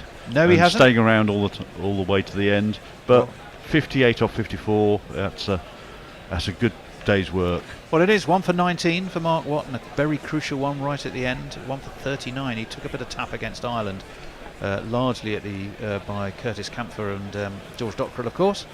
But with 3 overs left, it's 119 for 5, 133 the target. Andy. Yeah, a couple of new faces on YouTube. Dara Azizi, hello, and Alan Augustin. And of course, hello to our regulars, Don Diego de Silly Pants, Pokey Bumfinger, Colin was on. All kinds of people. Leah says, damn, Scotland actually gave it away. Mog, are you listening? Sorry, Andy. Yep. Here comes a Ryan Bell jingle that you wanted. GPL today. Who is the new man in? It's this fellow.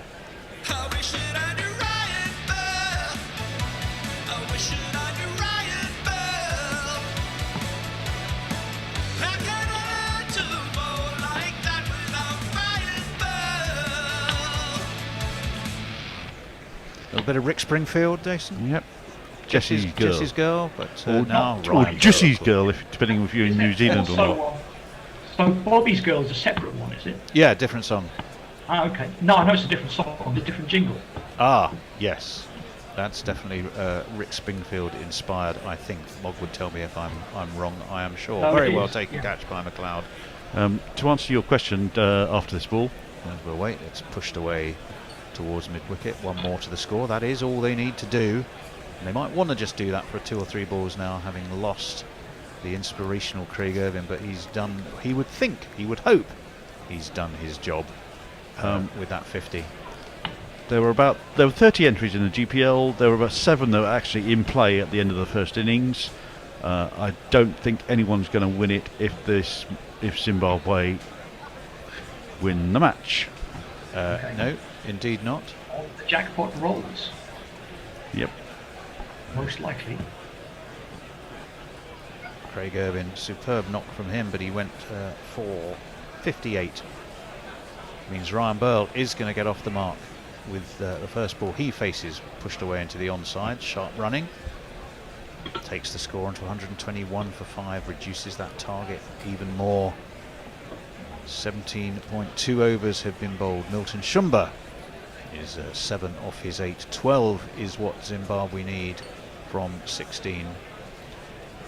And so long as you've got a few wickets in hand, once that runs needed is below balls available, it tends to only go one way, as this one is guided away towards deep cover. Another single. Doesn't need to be spectacular, just needs to keep that scoreboard rolling. 11 off 15. It's hard to see how Zimbabwe cannot win this match. The only way I can see is flurry of wickets. Is a flurry of wickets, or even more unlikely, Ryan Bell being on strike and not getting the ball away at all. Well, he has done so far. He's already got himself off the mark. This one is down to deep mid-wicket. They'll take 2 more. That will reduce to 9. 124 for 5. 9 off 14 is what's needed. 2 balls left of the 18th over. There's some hands on hips and some rather thoughtful, crestfallen, rueful looking Scotsmen. Scotland denied yet again at the World Cup. A penny for Suter. Whose thoughts? Joke here. As around the wicket comes the bowler, and this one is guided away. Another single towards mid-off. And it's 8 off 13. 1 ball left of this 18th over. It's a death of 1,000 singles at the moment. They're just being bled very gently dry. Well, it's frustrating, and maybe one of these two may open their shoulders, but I think they'll be happy enough. They'll be happy enough just to make sure that they've seen the job home. That one is punched down the ground. It might be punched all the way. No, there is a man at long on. They will get 3 though. It's very easy crucial. 2. Well, it should be. Oh no, they took 2, did they? Yeah. They did take 2. 6 off 12. 3 and over. That's pretty quick to work out. 127 for 5. Andy.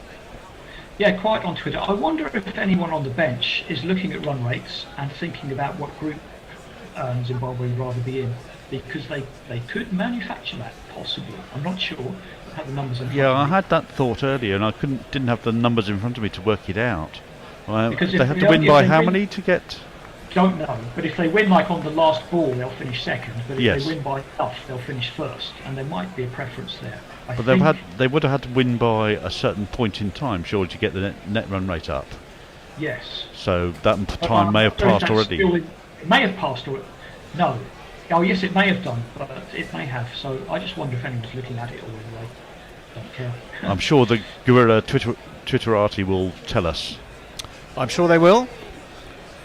Well, we have 2 overs left. Zimbabwe, courtesy of Raza and Irvine, have really motored this scoring rate along. They've just got themselves another single. McLeod's attempted to throw as he picked up and wasn't able to do that. all the right intent, but not particularly well executed. Reduces the target to 5. You'd think it will probably finish this over, Jason, wouldn't you? You would. I wonder why McLeod is on the 30-yard boundary when he really needs to be up close to try and effect the run out. There's no point in being back on the 30-yard line and allowing an easy single as they'd had there. This one is pulled backward of square. Be one more. No. 4 off 10. 129 for 5. 4 needed from 10 balls is what Zimbabwe need. 5 for Ryan Burrell. 11 for Milton Shumba. And Zimbabwe are going to party all night based on the supporters. Dancing in the streets of Harare tonight.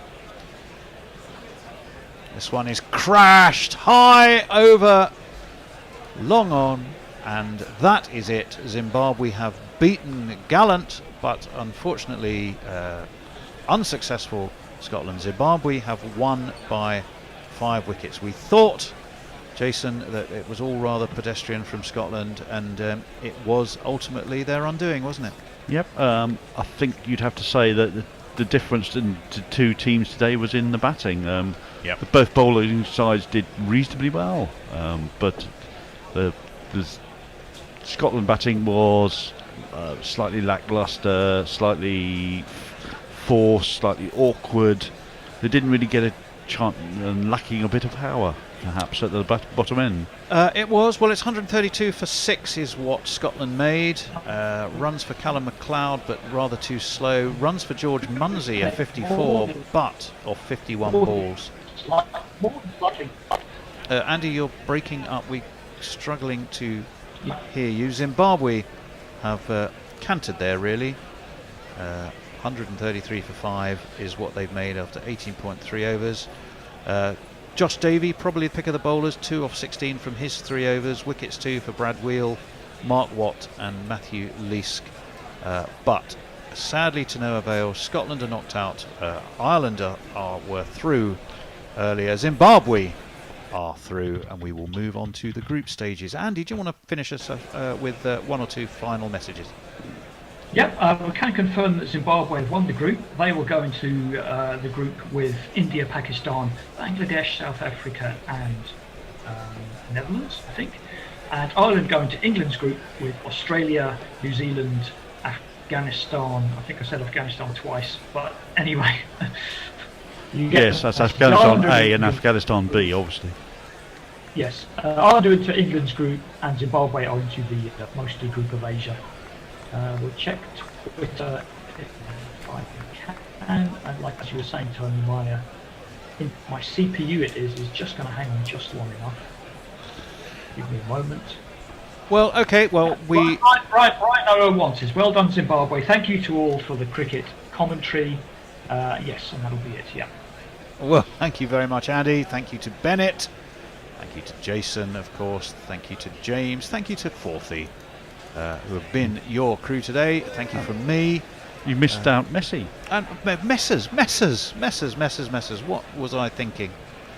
In his weather cave in Perth. He'll be looking towards the skies and wondering what the weather's going to be like tomorrow. We will be on air, of course, for Australia versus New Zealand. Are you back tomorrow? I'm not in over the weekend, no. We may have some issues on Sunday. The Bear's not in either. We will work that out in the fullness of time. In tomorrow for the first game, but not the second. Well, so just a reminder to let everybody know that we're scheduled to cover both games tomorrow and the late game on Sunday. We are indeed. So we will go from there, and it's been a delight to have you. Congratulations to Zimbabwe, they've qualified. Commiserations to Scotland. Congratulations to Ireland. They, of course, are through. Commiserations to a rather disappointing West Indies. But we will see you tomorrow. Take care, and thank you all very much indeed. Theme tunes. Guerrilla cricket. Whoa. Guerrilla cricket. Whoa. Guerrilla. Take guard, man the barricades, patrol the cover boundary. At last the time is come, this is a cricketing emergency. Hear this call to arms for every cricket revolutionary. Take up your bats and stumps for the test match insurgency. At first they tried to silence us, but we would not be silenced. They threatened us with lies, so we threatened them with violence. Che Guevara, Sangakkara, Joseph Stalin, Douglas Jardine, Robespierre, Darrell Hare, Vladimir Lenin, O'Brien Kevin, guerrilla cricket. It's not about the winning, it's about how many rules you break. Even in cricket commentary, this is the best advice to take. Pick guerrilla cricket, it's the finest choice you'll ever make. There's so much more to cricket than rev counters and a slice of cake. At first they tried to sanitize us and clean up our act. But people like it filthy, and we know that for a fact. Fidel Castro, Lenny Pasco, Carlos the Jackal, Umar Akmal, Mahatma Gandhi, Grant and Andy, Brendan Behan, Austin Ian, guerrilla cricket. Stick with us, 'cause you know